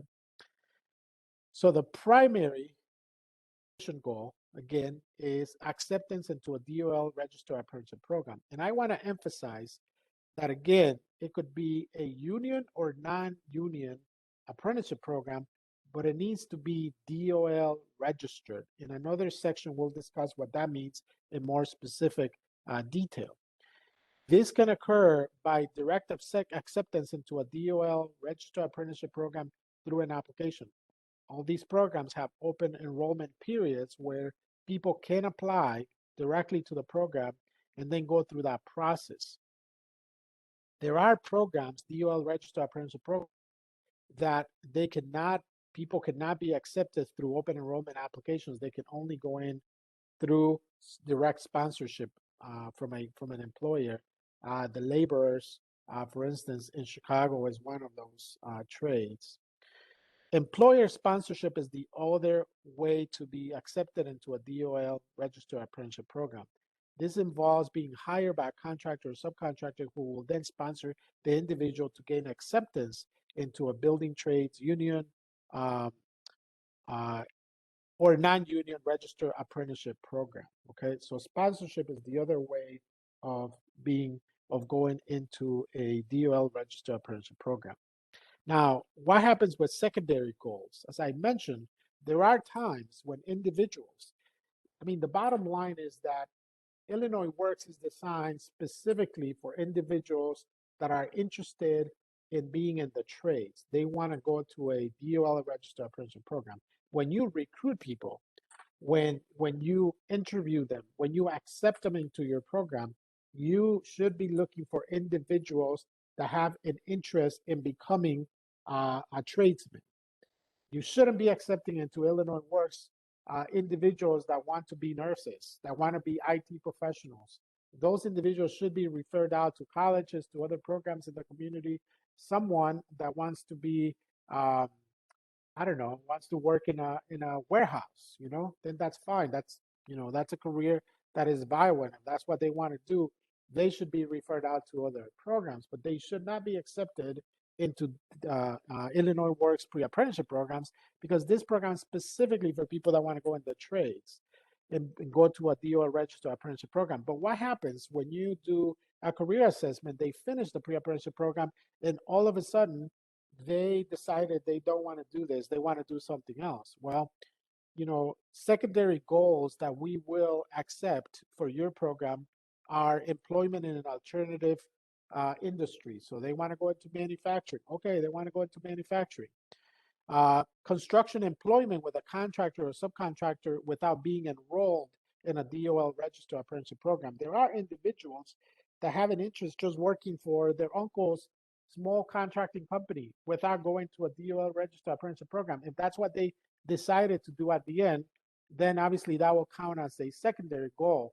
Ideally, those individuals would not be, part of the program, but they decided that that's what they want to do at the end. Well, that will count as a secondary goal. Enrolling in college, including community college. Someone may say, I want to go now and open my small baking business. That is perfectly fine. We appreciate the role that small businesses play in our communities. If they decided at the end of this program that that's what they want to do, that will count as a secondary goal, and they want to go study in a community college to do that. Enrolling in another training program, ideally an advanced training program. So someone says, no, I just want to be now, an estimator, or I want to be now a project manager, but not through a DOL registered apprenticeship program. Okay, then that counts as a secondary goal. So the point here is The only thing that counts as a primary goal is a DOL registered apprenticeship program. Anything else that they decide to do, the military, community college, opening their own business, employment in manufacturing, or anything else counts as a secondary goal. For secondary transition goals, programs must provide documentation that a participant is actively pursuing one of those. This means providing documentation of job acceptance or attendance in an alternative training program, among others. It needs to be documented that that's what they're actually doing. It is important to note that an individual can initially be listed as a secondary goal and then change to a primary goal at a later time. We will discuss later how that's done in IWRS when we talk about follow-up services. But yes, I mean, an individual may say, hey, I can't transition right now to a DO registered apprenticeship program. Something happened. I'm just going to go work for McDonald's for now, or I'm going to go work for Amazon for now. But in 6 months, I really have an interest in transitioning to a DOL apprenticeship program. If that is the case, then the individual will be given a secondary goal. But once they come back, you know, from the job that they had, things change and they want to go into a DO registered apprenticeship program, then they can certainly do that. And when they do that, your program will receive credit for a primary goal. Okay, great. We're going to do our first interactive session today. And here's the case study. We're also going to be providing this case study. We're gonna forecast it to you when you go into your groups. But here's the case study that we have. We have Tony just successfully completed the Illinois Works Pre-Apprenticeship program. Their transition service coordinator sat down with them to complete the second career assessment in IWRS. During the first assessment, Tony wanted to go into the building trades. However, during the second assessment, Tony shared they wanted to join the United States Air Force. Working in your small group, answer the following questions. What are the implications of this decision for the transition service coordinator? What specific follow-up steps should be taken to support Tony? So here are the instructions. You have 7 minutes to complete the activity. Please identify an individual to summarize your conversation, someone that will present, and they'll have 2 minutes when they come back into the general session to present the discussion that they have to answer those questions. Any questions you may have before we do the breakout into groups? Once you enter your groups, you will need to turn on your camera and unmute your line so that you can have a discussion. And again, identify a member of your group that will speak on behalf of your group. We will give you 5 minute, 3 minute, and 1 minute warning so that you know. And we will also give you instructions once you're in your group. So we're going to put you now in groups. Okay, great. I think we have everybody back from your breakout session. So we had a total of 4 groups. Please, you know, let us know who the representatives are here. So I'm going to give, again, the instructions is you'll have up to 2 minutes as a representative from your group to tell us your discussion. Hopefully you had productive discussions to answer these questions. So again, the questions are, what are the implications of this decision for the transition service coordinator? And the second question is, what specific follow-up steps should be taken to support Tony? So who wants to go first? Who's the representative for one of the groups? You can please unmute your line.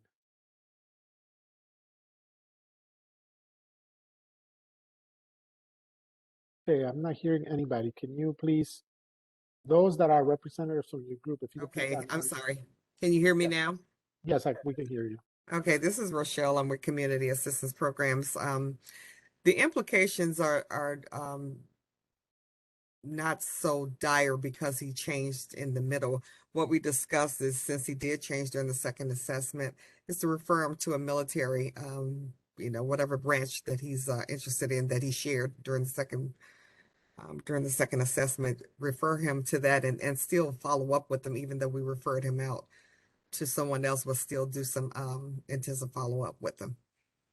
Okay, great. Did you discuss what the implications are for your organization in terms of funding? No, I did not. And, like I explained to them, I'm still learning all of this. So I didn't get a chance to share that with my group, during breakout. Okay, great. Thank you very much. You're Let's go on welcome. to the next group.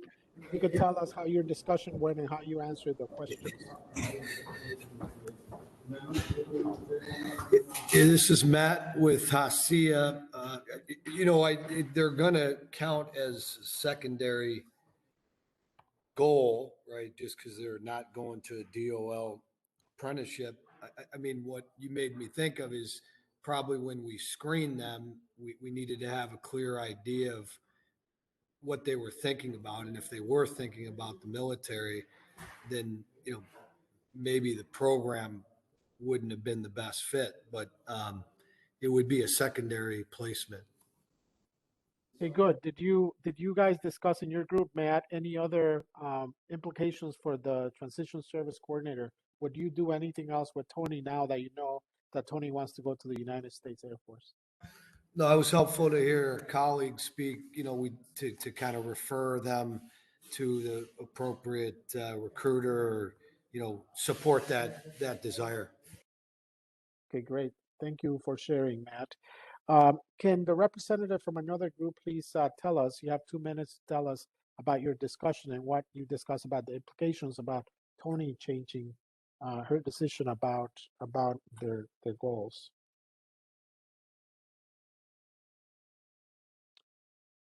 The third and fourth group, we have not heard from you. If you could please unmute your line, your representative, to tell us what the discussion was.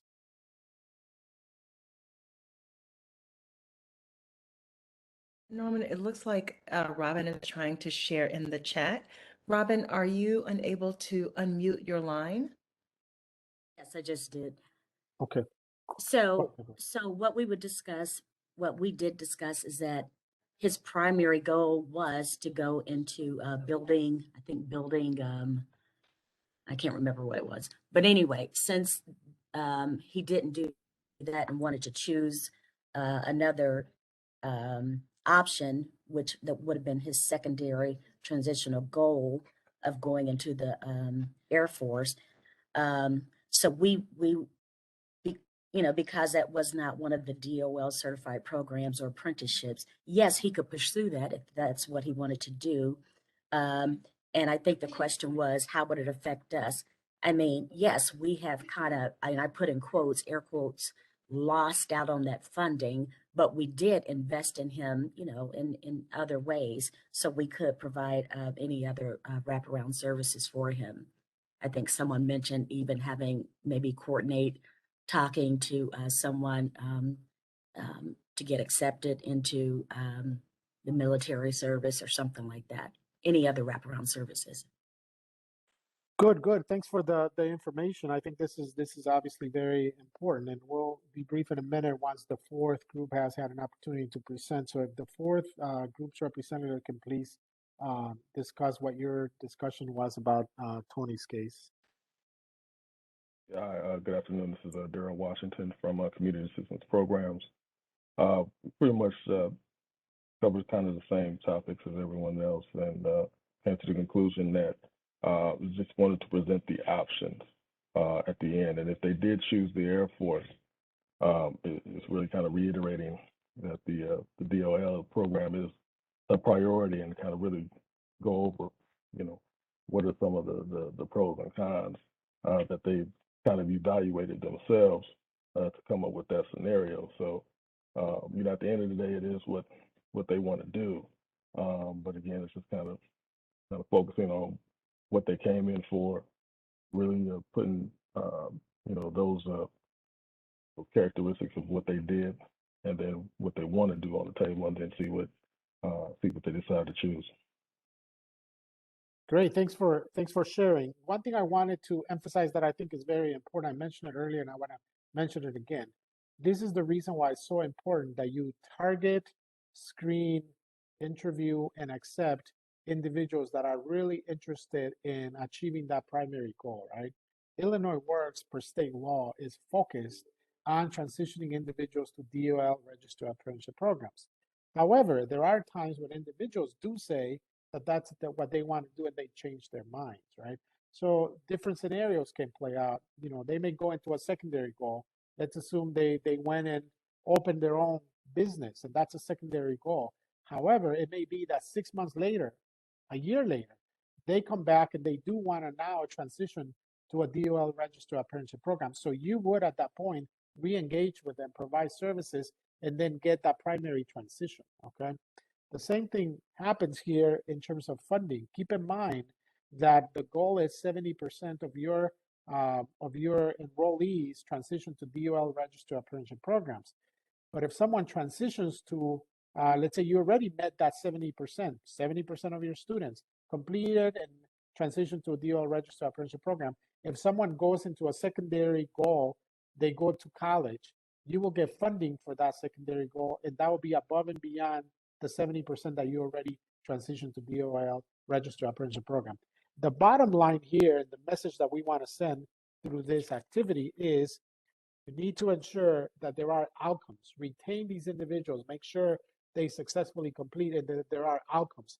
The primary goal is really what we're after, but if that primary goal is not possible, then a secondary goal so that we have outcomes for that individual. There is something that is happening with that individual, and also your funding, it's also secure. So thank you very much for participating. It was very instructional, and we appreciate you joining in the conversation.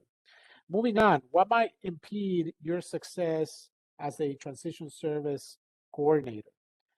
These are the things that we know from experience that may impede your success.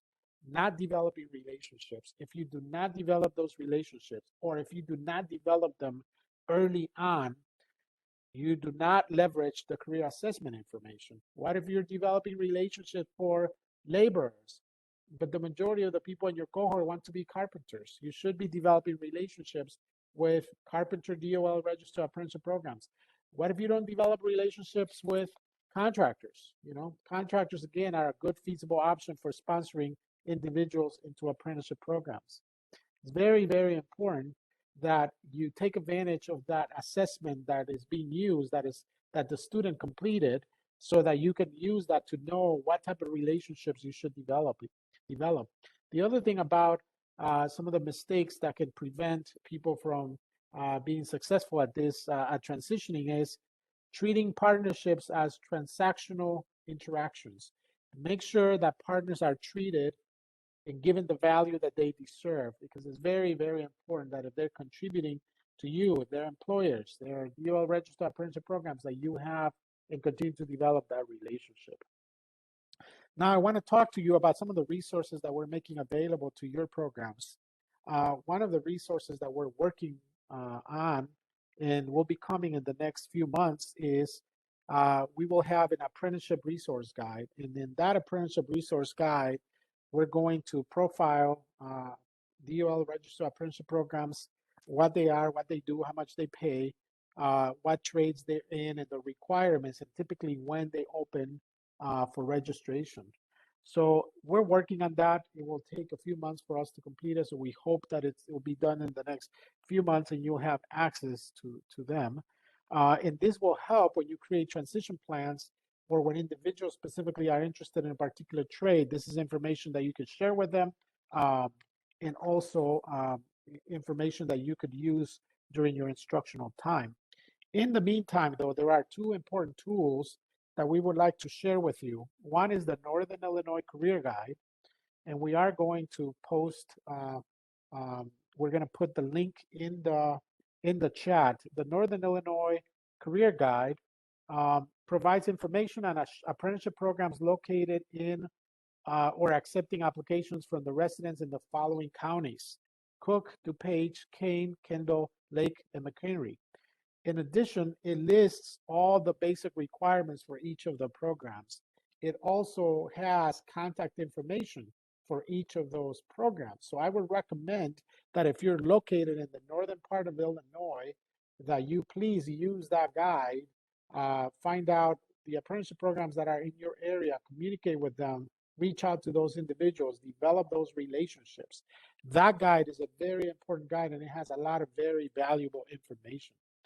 The second resource we want to share with you is the Illinois Works heat map. The Illinois Works heat map, you'll see the screen, the image on your screen right now, is located on our website, on the Illinois Works Pre-Apprenticeship website. And it has a variety of information. It has Illinois Works Pre-Apprenticeship programs. It lists, all of you are listed on the heat map. It also lists the concentration of underrepresented populations. So if you want to see what percentages of the underrepresented populations we serve are located in particular areas of the state, you can find it in that heat map. It is also divided by economic development regions. It also shows by the coloring where the Illinois Works covered capital projects are happening throughout the state. And more importantly, it also shows DOL registered apprenticeship programs. As I mentioned earlier, right now we have included the union-based DOL registered apprenticeship programs, but we are working on non-union programs that we will also include in the near future. If you want to get information on the DOL registered apprenticeship programs, just go and click on the specific program. You'll be able to find their website there. You'll be able to find particular details about their programs. If it's the electrical one, if it's the carpentry one, if it's the laborers one, you can go and find information and do research on those programs, get your own information and communicate with them. So again, you can access that map through the Illinois Works website. We're going to be sharing the link right now in the chat. Gia just shared the link in the chat. So that's another one of the tools that we're making available to you. So far, we provided both the Northern Illinois Career Guide and the heat map. And as I mentioned earlier, soon we're going to be providing the Apprenticeship Resource Guide in the next few months that will have information about all these programs throughout the state. Okay, I'm going to hand it over to Christine, who will cover the last piece of this particular section. Thank you, Norman. So the next section we're going to cover is focused on the performance-based payment model. So this has been discussed before in Grantee Manual 3 training, and it also is discussed in section 11 of the 2022 Grantee Manual. Both the manual and the recording of that session are available on the Illinois Works Partner Guide. So if you want more information, please visit there. I do want to kind of delve into the relation between the funding mechanism and the completion and transition statuses. So as you can see on your screen here, our funding payment model is based on 4 benchmarks: enrollment, completion, transition, and closeout reports. So these make up our funding formula. So each of these has a certain percentage of your grant award that is connected to it. So in our funding formula, your enrollment piece is 25% of your grant award. Your completion is 30%. Transition is 35%. And their closeout reports are 10%. So it's really important to know this funding formula, but also to recognize that your completion and your transition are 65% of that funding formula. So we've put a lot of emphasis on completion, a little bit more on transition, because those are the ultimate goals of this program. We want to see people successfully complete, and then most importantly, move into a DOL registered apprenticeship program. So how this funding formula works is we have, as I said, a percentage of your funding allocated to each of these funding benchmarks. And then based on your goals, we come up with a per participant allotment. So we take that amount from your grant award and divide it by the number of individuals you all have stated is your goal for enrollment, for completion, for transition. So it's important to remember that while Illinois Works set a minimum goal, each of the grantees has their own goals that they set for how many people they're going to enroll, how many people that are going to complete, and then how many people will transition. So It's important to kind of remember that because each of you is going to have a little bit different per participant allotment, a little bit different goals for your participant information, but it all works the same. So you will have a per participant allotment based on each of these funding benchmarks. Now, I want to spend a little bit of time going through an example. So this example is available to you. It's table 23 in the grantee manual, and that is on page 166. And I want to just spend some time going through this example because this is a new model for many of you. Not everyone is familiar with performance-based payment models. And it's essential that we have the data that we've talked about for transition, for completion, because it directly impacts this payment model. So anything that is not in IWRS does not get counted towards your payment model. So it's really important to kind of understand this model and ensure that data is entered in a timely fashion.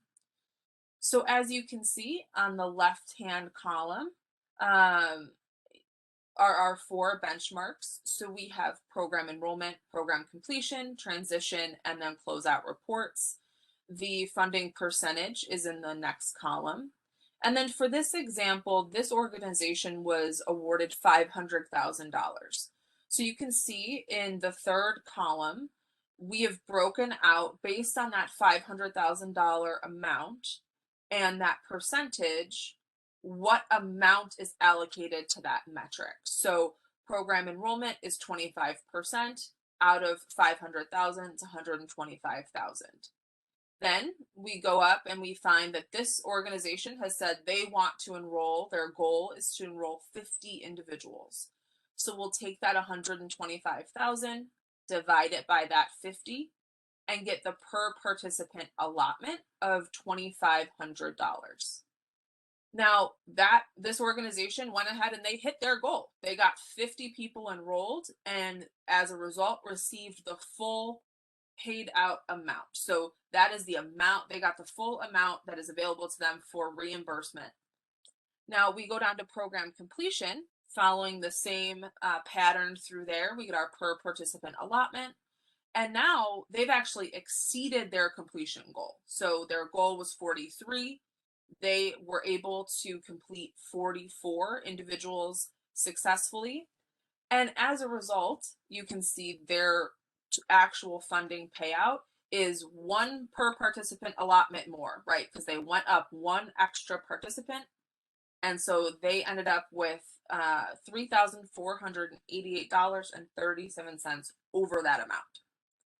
Now we go down to transition, and this is the one that's really important because while we are focused on primary transitions, as Norman noted, we understand that secondary transitions are going to happen. You're going to have people that at the end of the program, for whatever reason, they choose not to go into a Dol Registered Apprenticeship program, or they're not accepted into one. And so you're going to continue to work with them. And while they're working through that, they might sit in that secondary transition bucket.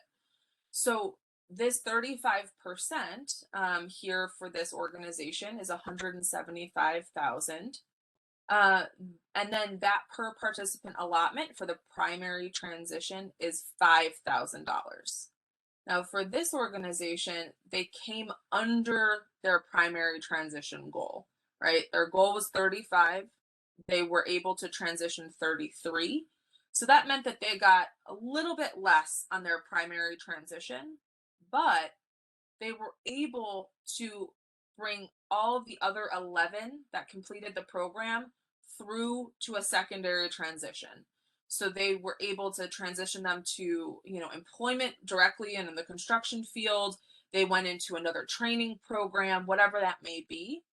And as a result, there's 27,500 opened up. So it's important to understand that these things, you may miss one metric, but you go over on another metric.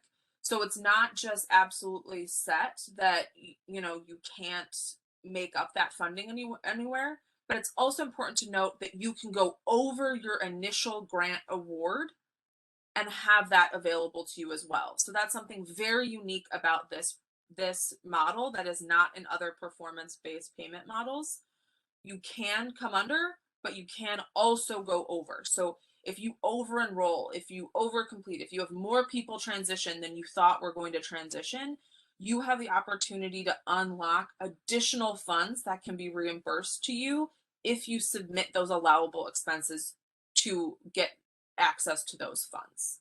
So like I said, this example, more information, another example is available in the grantee manual in section 11. And as I noted kind of at the outset of this section, it is essential that all of this information get into Illinois Works reporting system. That is the only way that we can track this performance data. And that is what we are basing your payments on. So please ensure there is timely data entry. When we send out deadlines that data needs to get in by a set date, this is why we're asking for it. This is why it needs to be accurate, because without that, the funding model cannot be sent to the Office of Grant Management to get your reimbursement. So it's directly linked. And we just like to say, if it's not in the system, if it's not documented, it didn't happen. So even if you know in reality it happened, if it's not in the system, we cannot count it. So I'm going to kind of end it there, but are there any questions for me on this model or for Norman on the transition section that we can address at this time?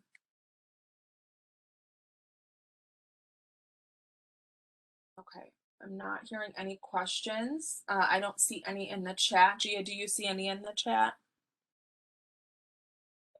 There is, oh no, that's a private so nope, there are no additional comments or questions in the chat. Okay, great. Well, I'm going to go ahead then and I'm going to hand it off to Norman for our next section. Thank you, Christine. Moving on to the next section, we're going to talk about DOL Registered Apprenticeship programs. Now, as I mentioned earlier, we'll have a specific discussion about it. At the end of this section, you'll be able to list the components of a DOL Registered Apprenticeship program, compare union versus non-union DOL Registered Apprenticeship programs, utilize the Illinois Works heat map to find information about union apprenticeship programs specifically, and describe the role of the Illinois Works bid credit program as it relates to transition services. As I mentioned earlier, it's very important that we have in mind that this is a whole system, it's not just a pre-apprenticeship program. So Department of Labor. So the Department of Labor is also known as DOL, US DOL, Department of Labor, or Labor, is the federal department created in 1913 responsible for promoting the working conditions of wage earners in the United States. The Department of Labor is the agency, federal agency then, that approves and monitors DOL registered apprenticeship programs. So for a program to be DOL registered, you got to go through a process in order to get it approved, and then you have to maintain a certain level of standard that DOL requires in order for that program to keep it standing as a DOL registered apprenticeship program. Registered apprenticeship programs include five key core components. There is employer involvement. The apprentice must be employed. In other words, when you are doing an apprenticeship program in a DOL registered apprenticeship program, you are also employed. At the same time, there's structure on the job learning that is happening. Typically, some senior person, a journeyman, supervisor, manager, is mentoring you, providing you the opportunity to learn at the job. There's also related training and instruction. There are particular moments during the program where you have to go into the classroom at the DOL Registered Apprenticeship program and get actual instruction, classroom type instruction. At the same time, DOL Registered Apprenticeship programs reward skill gates. In other words, as the apprentice learns more and goes through the different stages of the apprenticeship program, they are paid more and more. And then they also require that you get a national occupational credential once you're done with your registered apprenticeship program. All of these components are all part of DOL registered apprenticeship programs. For most participants, program completion will mark the end of their instruction training and the beginning of transition to a registered apprenticeship program and employment. But these registered apprenticeship programs train workers to understand all aspects of a trade. It is an industry-driven, high-quality career pathway where employers can develop and prepare their future workforce. Individuals can obtain paid work experience, classroom instruction, and a portable, nationally recognized credential. In other words, if you're already a journeyman, you went through the apprenticeship program, and now you are a journeyman, you will use that not only with one employer, but with another employer. That doesn't change from employer to employer. You could also use it in other states. Your Illinois Works Pre-Apprenticeship program will help prepare participants to transition to these registered DOL registered apprenticeship program, which is the gateway for a career in the construction industry and the building trades. Again, DOL registered apprenticeship programs offer, it's a paid job. You learn while you earn. It's also a work-based learning experience. It's structured on the job learning. You're learning as you are in this program. There's also classroom learning, mentorship, and credentials. Entry requirements can vary depending on the program and occupation. Each apprenticeship program is accountable for determining its own minimum qualifications. We're going to give you here a high-level idea of what some of these qualifications are for different types of DOL registered apprenticeship programs. If it's a union-based program, there is employer sponsorship or direct application. You can enter these programs through employer sponsorship or direct application. Laborers, however, particularly in Chicago, it's only employer sponsorship. You could not, there is no open enrollment. If there is an employer that is willing to sponsorship, then you could go into the labor union. For non-union programs, there is an application process that you could do. There's also tuition associated with most of these programs. And particularly those that are not based at a company. If they're based at a company is different, but if they're based at an association or nonprofit organization, there's generally tuition associated with it.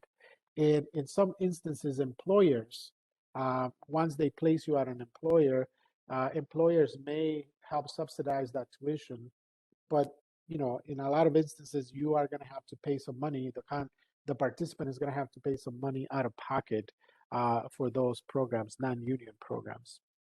What are some of the criteria to apply for a union DOL registered apprenticeship program as part of their application process? Although requirements can vary depending on the program and occupation, general requirements often include, so if you look at the guide that we gave you, if you go into our heat map and start looking through those programs, you will start seeing what their minimum requirements are. But generally, these are the minimum requirements. You got to be at least 18 years of age.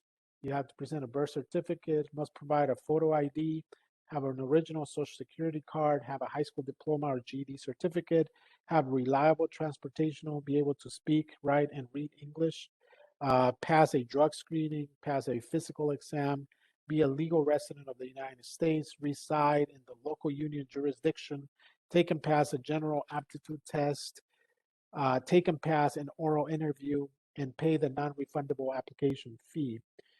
A program is usually 4 years, takes about 4 years to complete, and it's between on-the-job training and classroom hours. And the cost for these types of union-based apprenticeship programs are generally covered by the employer, although there are some fees. The union fees also cover that the employees pay, also cover the cost of these programs. But in other words, there is no tuition and fees generally, as we know it in education, that participants have to pay for these programs. Those are, in general, the requirements that you will see in a union-based DOL registered apprenticeship program. These are very similar to non-union-based DOL registered apprenticeship programs. However, sometimes a non-union-based apprenticeship program may require that you take a placement assessment to see where your math skills are. There is also, obviously, as I mentioned, a tuition that typically has to be paid. Typically, the tuition for these programs can range between $9,000 to $13,000. And as I mentioned earlier, all or a portion of these can be covered by an employer Sometimes they cover some, sometimes they cover none, sometimes they cover all of it. So it's very important that you keep in mind that these programs are also a viable option for our graduates. Moving on to the Illinois Works Bid Credit Program. Now, one of the things that I mentioned earlier is that we want to make sure that grantees really have a holistic understanding that Illinois Works is not just a pre-apprenticeship program. Illinois Works is truly a more comprehensive program that has three components. It includes the Illinois Works Apprenticeship Initiative, where contractors have a goal to give 10% of the work hours on a project to apprentices. There's also includes the pre-apprenticeship program, which is what you do, and it also includes the Illinois Works Bid Credit Program. So, you know, the Bid Credit Program is very, very important because the Bid Credit Program, whereas the Apprenticeship Initiative is designed to create demand for apprentices, and the Pre-Apprenticeship Program is designed to create a pipeline of diverse candidates to respond to that demand. The puzzle gets completed with the Bid Credit Program, which is incentives that are given to contractors and subcontractors to hire the graduates of our pre-apprenticeship program. And as I mentioned earlier, we're developing a tool. It's another tool that we're going to be putting out there to support your efforts to be able to match contractors that are looking for apprentices with our graduates so that they can sponsor them into DOL registered apprenticeship programs. The Illinois Works Bid Credit Program incentivizes contractors to hire and retain a diverse pool of candidates. It allows contractors and subcontractors to earn bid credits by employing apprentices who have completed the Illinois Works Pre-Apprenticeship Program. Bid credits can be used toward future bids for public works projects contracted by the state of Illinois or an agency of the state. So in other words, these are important incentives that contractors are getting. In contractors, the way this bid credit program works is that contractors are getting these bid credits as long as they have our graduates. It's not just to hire them, but also to retain them. If they hold them for 5 years until they finish their apprenticeship program, they'll get these incentives throughout the 5 years, and that could be thousands and thousands of dollars worth of bid credits. So it's important to keep in mind that it's not just in a pre-apprenticeship program, but in general, it's a whole system, including bid credits. Any questions about this before I pass it on to Christine to go ahead with the next section? Norman, there's a question in the chat that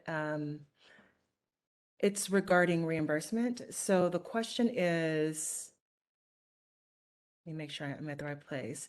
Would the grantee have to expend the excess amount, and that's the full dollar amount, to request reimbursement?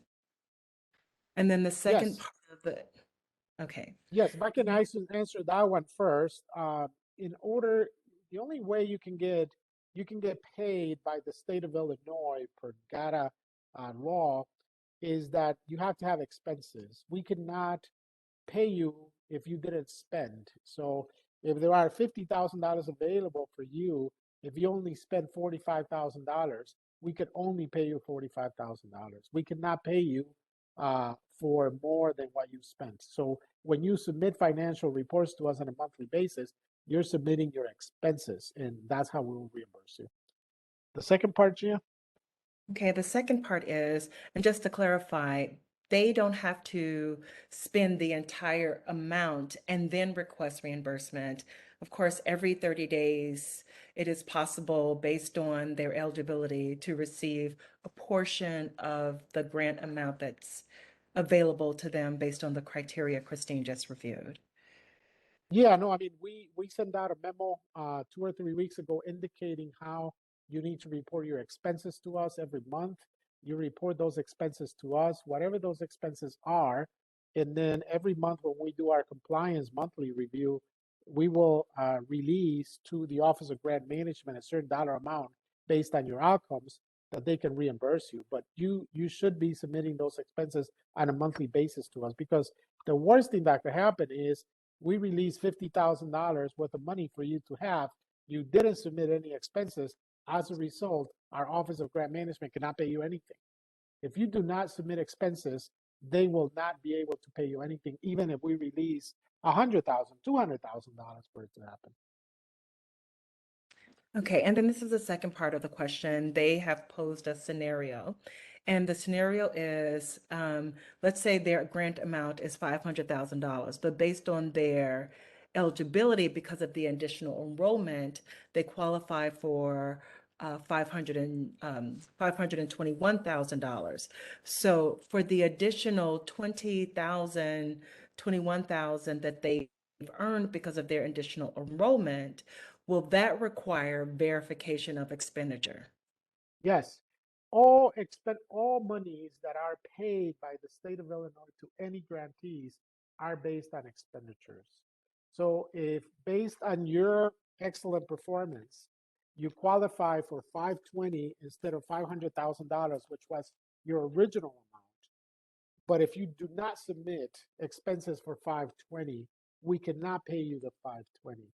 We can only pay you whatever you submit for expenses. And there may be instances, and I have had conversations with program administrators, where there may be instances where we gave you 500,000, but once you deliver your whole program, you only have expenses for 400,000. Then we can only, give you 400,000 because it's based on your expenses. We cannot give you, another $100,000 or $120,000 if you do not have the expenses for that money. That's just the way the state of Illinois works. For state law, that's how it has to be done. Okay, so there's one more question, and this might be something that we can share perhaps offline, but the question is, when will notification of eligibility be available so they can know what they can spend on? So the list of items that are approved for them to spend the money on. Well, that has already been done. I mean, when you submitted your budget to us into the Office of Grant Management in the grant agreement process, whatever is on your budget, that is approved for you to do. Now, if you want particulars on what is, acceptable expenses or what is not, you can certainly go to our grantee manual. There's a whole section there that deals with finances and what expenses are, acceptable expenses and what is not.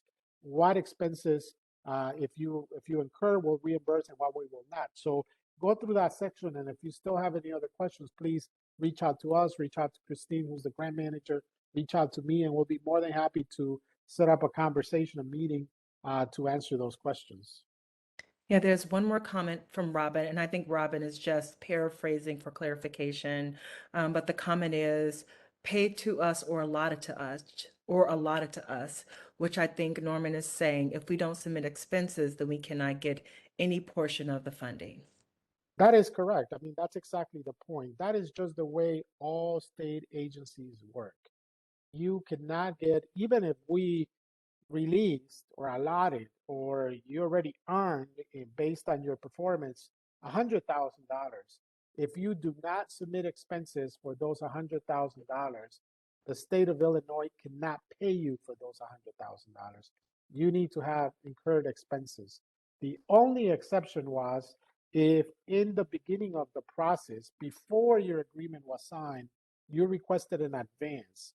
There were just a handful of organizations that requested and qualified for advance money. And in that case, you got it's not a big amount of money, you got a certain small amount of money as an advance, and that will be a rolling advance throughout the process.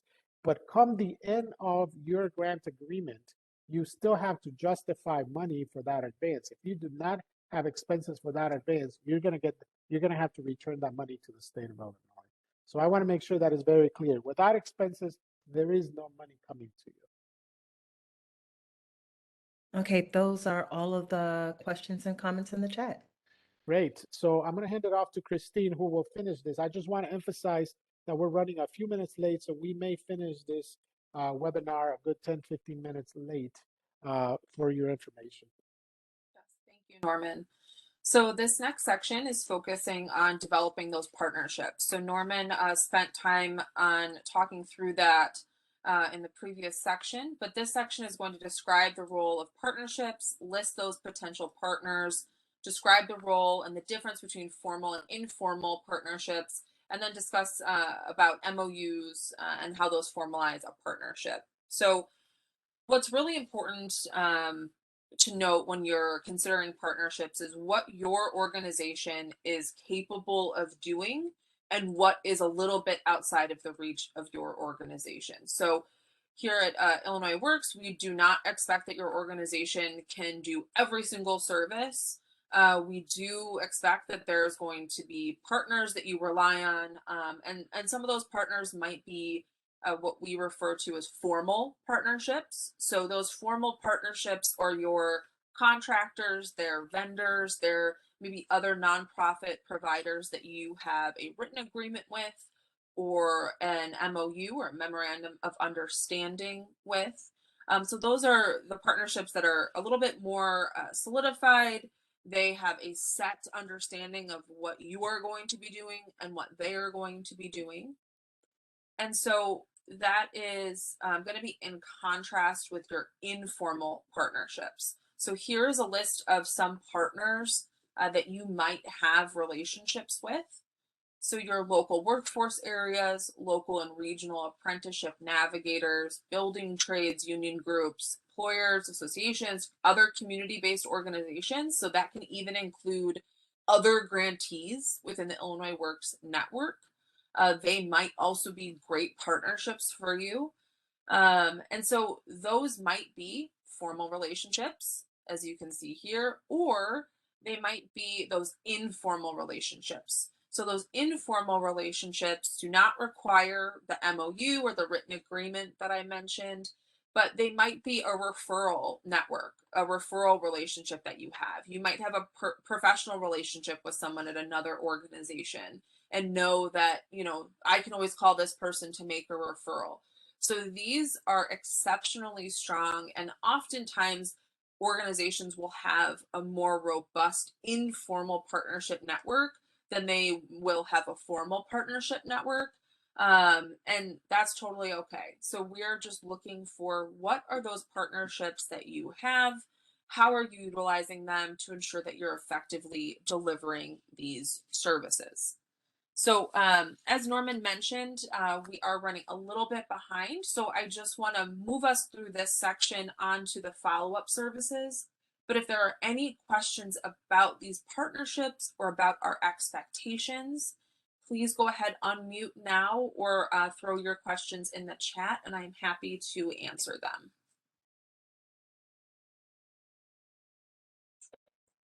So Christine, right now, yeah, there are no questions. Okay, awesome. So let's move on to our final section, which is on follow-up services.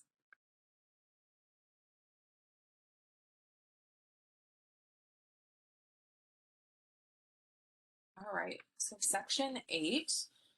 So as we noted earlier, follow-up services is going to be that final piece of the pre-apprentice life cycle. So in this section, we are going to talk about locating follow-up, being able to locate follow-up on the pre-apprentice life cycle, listing the options for regularly conducting follow-up, utilizing the Illinois Works follow-up questions, listing the Illinois Works follow-up activities and services, leveraging career assessment information, updating the Illinois Works reporting system, and then describing the role of the longitudinal study that is part of the Illinois Works program. So as I noted, and as we've talked about before, our pre-apprentice life cycle, each step is integral to moving a pre-apprentice through the process and getting them to a registered apprenticeship program. So a follow-up is the final step on the pre-apprentice life cycle, and it's really an integral step, even though, you know, we're beyond the actual service delivery to participants. This follow-up is integral for both the participant long-term, but also for our data-driven initiative, and to really inform how we as an Illinois Works network can improve overall? What can we learn from each other? Where can we grow? So let's move into kind of the follow-up requirements that we have and different types of follow-up that you can do. So program follow-up, some of you already do this. I know I've spoken with a number of grantees that you have an established follow-up process after someone leaves the program. And so some of those things might include surveys, focus groups, if you text message with your participants, if you connect through social media, email. We've had several grantees say that they have former participants come back and speak or come and visit them just to let them know how they're doing. So however that follow-up is structured in your organization, and however that follow-up is established with those participants, that's great with us. But this is just kind of a sampling of some of the ways that you are able to follow up with your participants. So let's delve into kind of our expectations here at the Office of Illinois Works for your follow-up. So after someone has transitioned out of the program, after they've completed and maybe moved on to a secondary transition goal, however they leave the program, there is an expectation that the transition service coordinator does what we call active follow-up. So active follow-up is a quarterly interaction with those alumni, and that can be any of the items that we kind of just went through. It can be a phone call, it can be an email, but it's a follow-up contact to gather information on where that individual is now and where they have progressed through, ideally, the Registered Apprenticeship program. So as many of you who have done this for a long time know, that first year being an apprentice is when they are most vulnerable to dropping out of the apprenticeship program. So this follow-up, yes, it's gathering data, but it's also a way that you can continue that relationship with them and ensure if they need assistance, if they are struggling with something, you're there as kind of that extra level of support that you can ensure you can refer them out to other services, you can help them if they need assistance, give them information. So it's really important to kind of have that extra step. So how do you do this follow-up?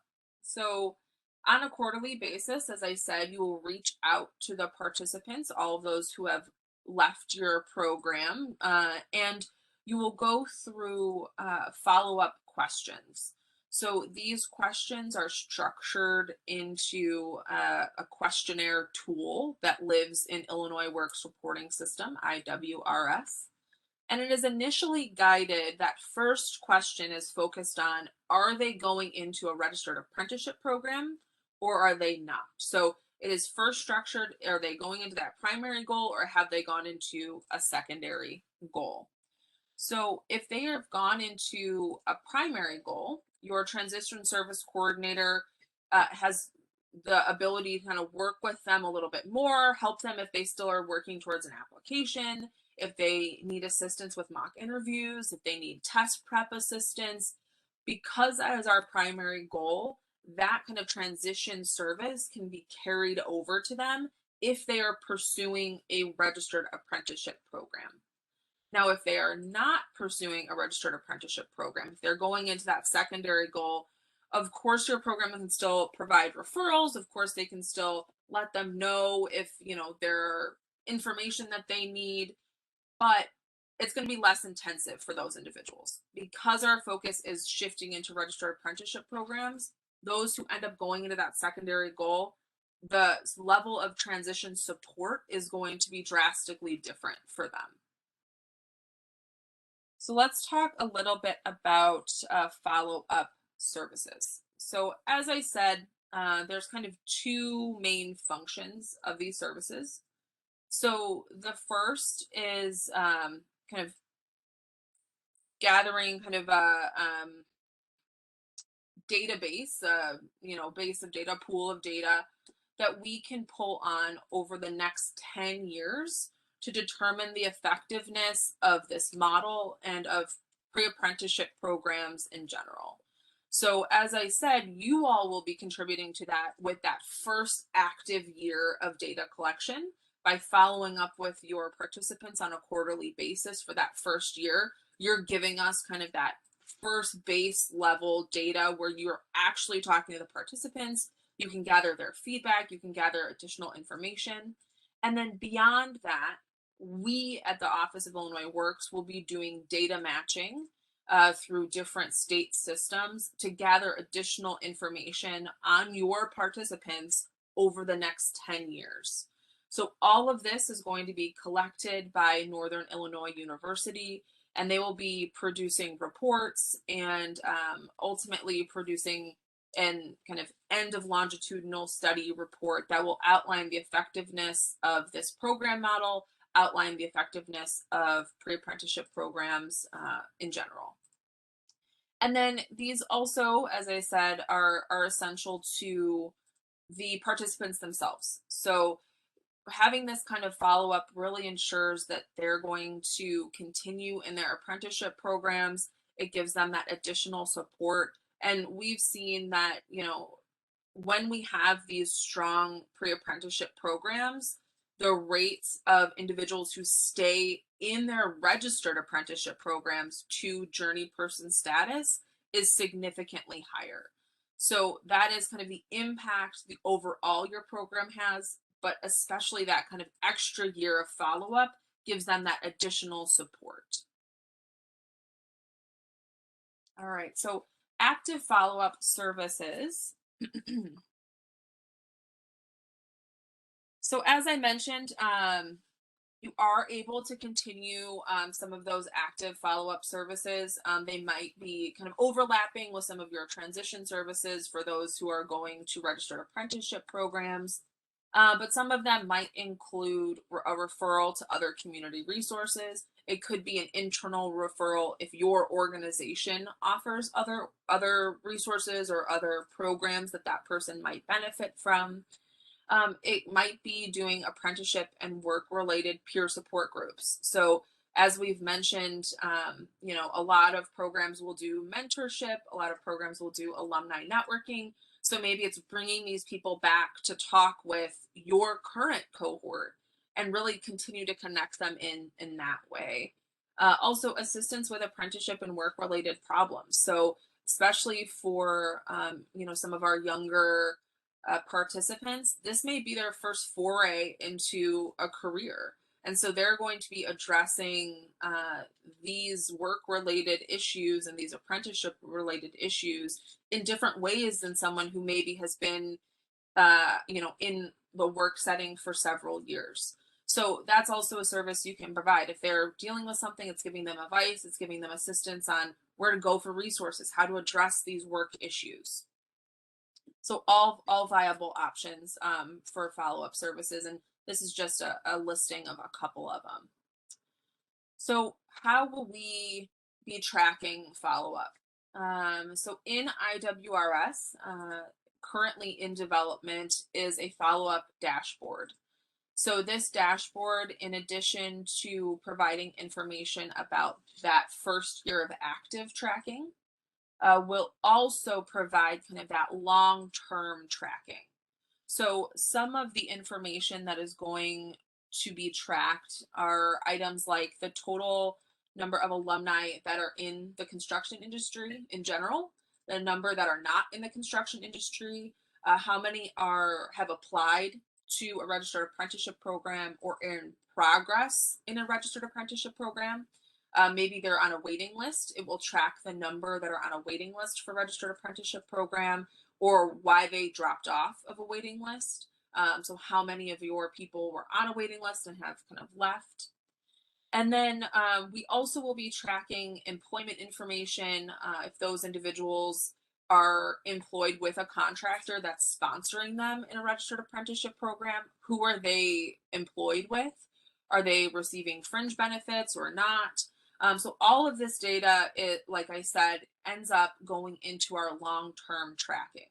So this is the type of data that we're going to be tracking on this dashboard as well for long-term understanding of when you go through a pre-apprenticeship program, when you go through an apprenticeship program, what kind of fringe benefits do you get? What kind of employment do you get? Is there a difference between going through programs like this versus not going through programs like this? So that's kind of a broader question that you all are going to be providing data for.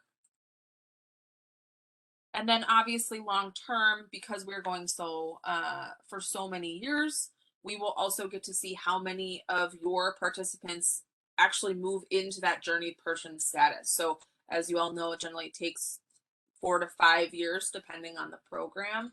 So we'll be able to see that as well. And you will also be able to access this dashboard and be able to track to see where your participants are over time, which should be pretty interesting for most of your programs to really see that tangible impact. And that's also a great statistic to use in your organization's marketing, your organization's fundraising, to show that tangible impact you've had over time.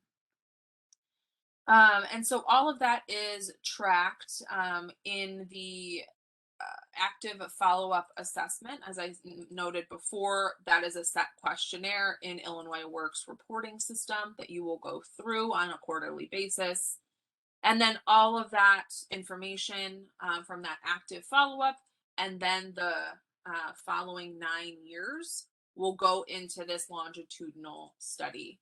And so as you can see here, these are connected directly to some of the goals that Norman outlined at the beginning of this presentation. Is we're asking, did this increase the entry of women and people of color and veterans into the construction and building trades? Did it increase the likelihood that women, people of color, and veterans will complete apprenticeship programs? Did it prepare pre-apprentices for entry into construction and building trades? So all of these are going to be asked in this study to really see, did this process, did this model work to address the goals that we have set out for this program? So that with that, I'm going to wrap up this final section. I know we're a little bit behind our, beyond our time here. But if there are any questions that I can address now about follow-up services, please unmute or go ahead and put your question in the chat and I'm happy to answer it.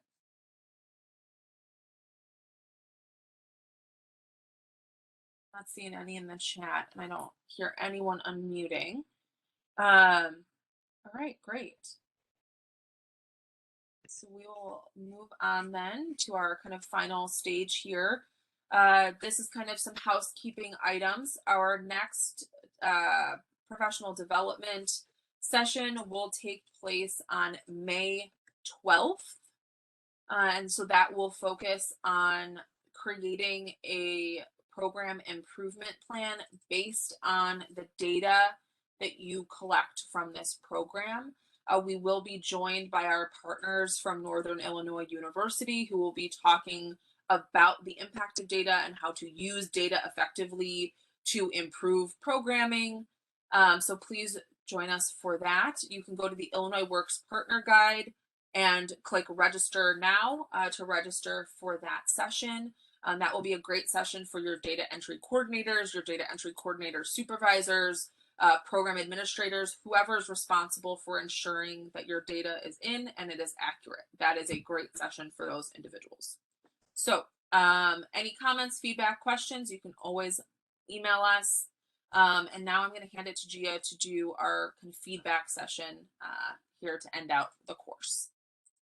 So I know that we are at the end of our time, but I am going to ask if you all would be willing, for those of you who are willing, to please stay with us for the next 2 minutes to give us some really quick feedback on how we can improve our programming. So if you could go to your Mentee Meter,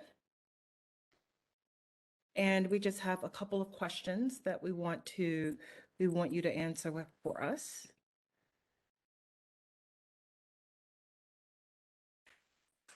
So let's get to the feedback section. All right, really quickly, just a handful of questions. If you could please respond to this before you log off. The first one is, please share your views of this training, rating it from 1 to 10, 1 being the lowest, 10 being the highest. To what extent did it meet your expectations? The second one is, how likely are you to attend a similar event in the future? And the third one is, how likely are you to recommend this training to others? So if you could please go to Mentee Meter and just quickly respond to this first question. If you've logged out of Mentee Meter, I am putting the website and the code for this back into the chat.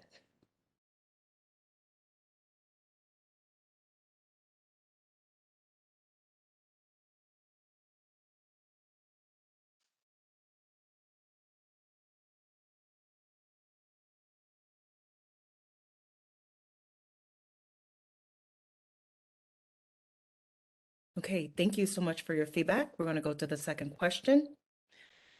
The course was relevant to what you wanted to learn about this subject matter. 1 being strongly disagree and 5 being strongly agree.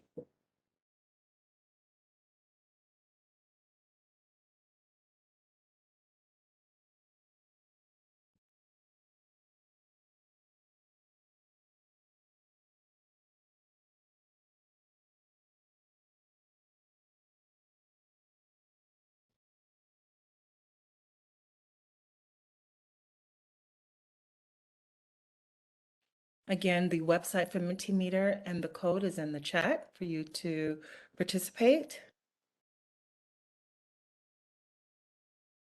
Thank you for your feedback. The next question is, I plan to apply what I learned.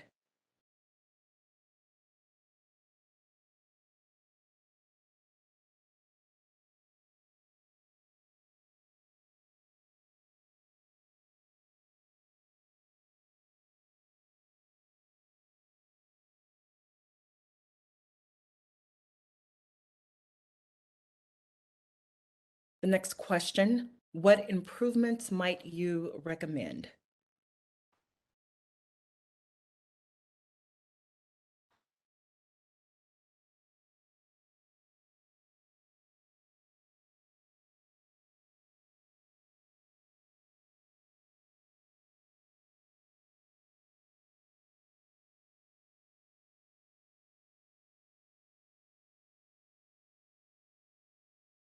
Any other thoughts or feedback regarding recommendations?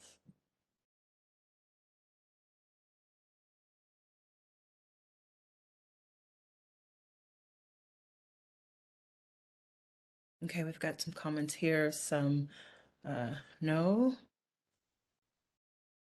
Right.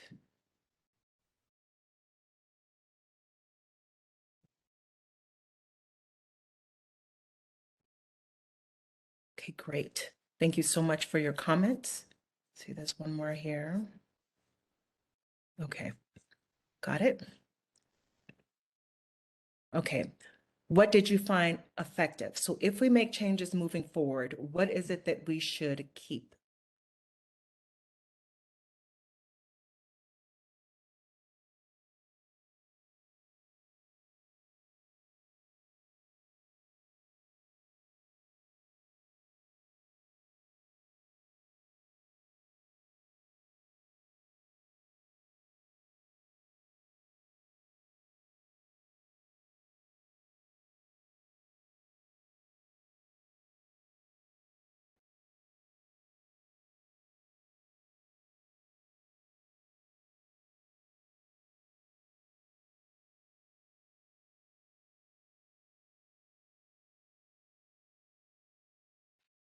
Thank you. Any other thoughts?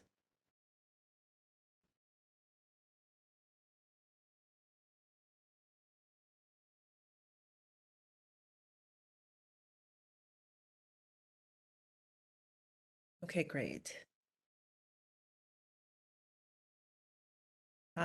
Okay.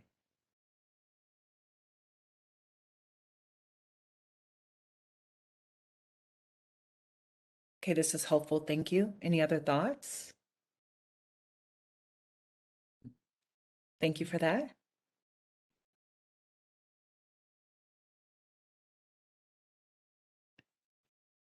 Okay, is there anything else we did not think to ask about that we should know?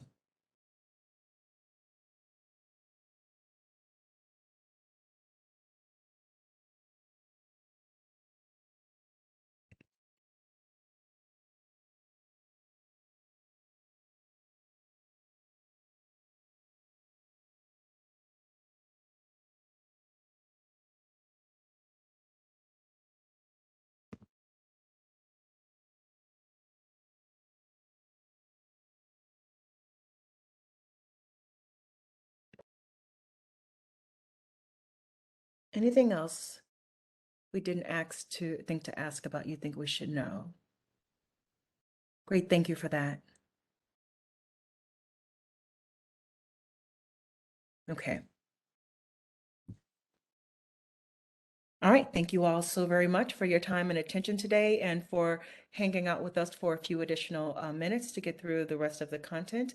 We greatly appreciate it and we look forward to seeing all of you in future sessions. So thank you so much.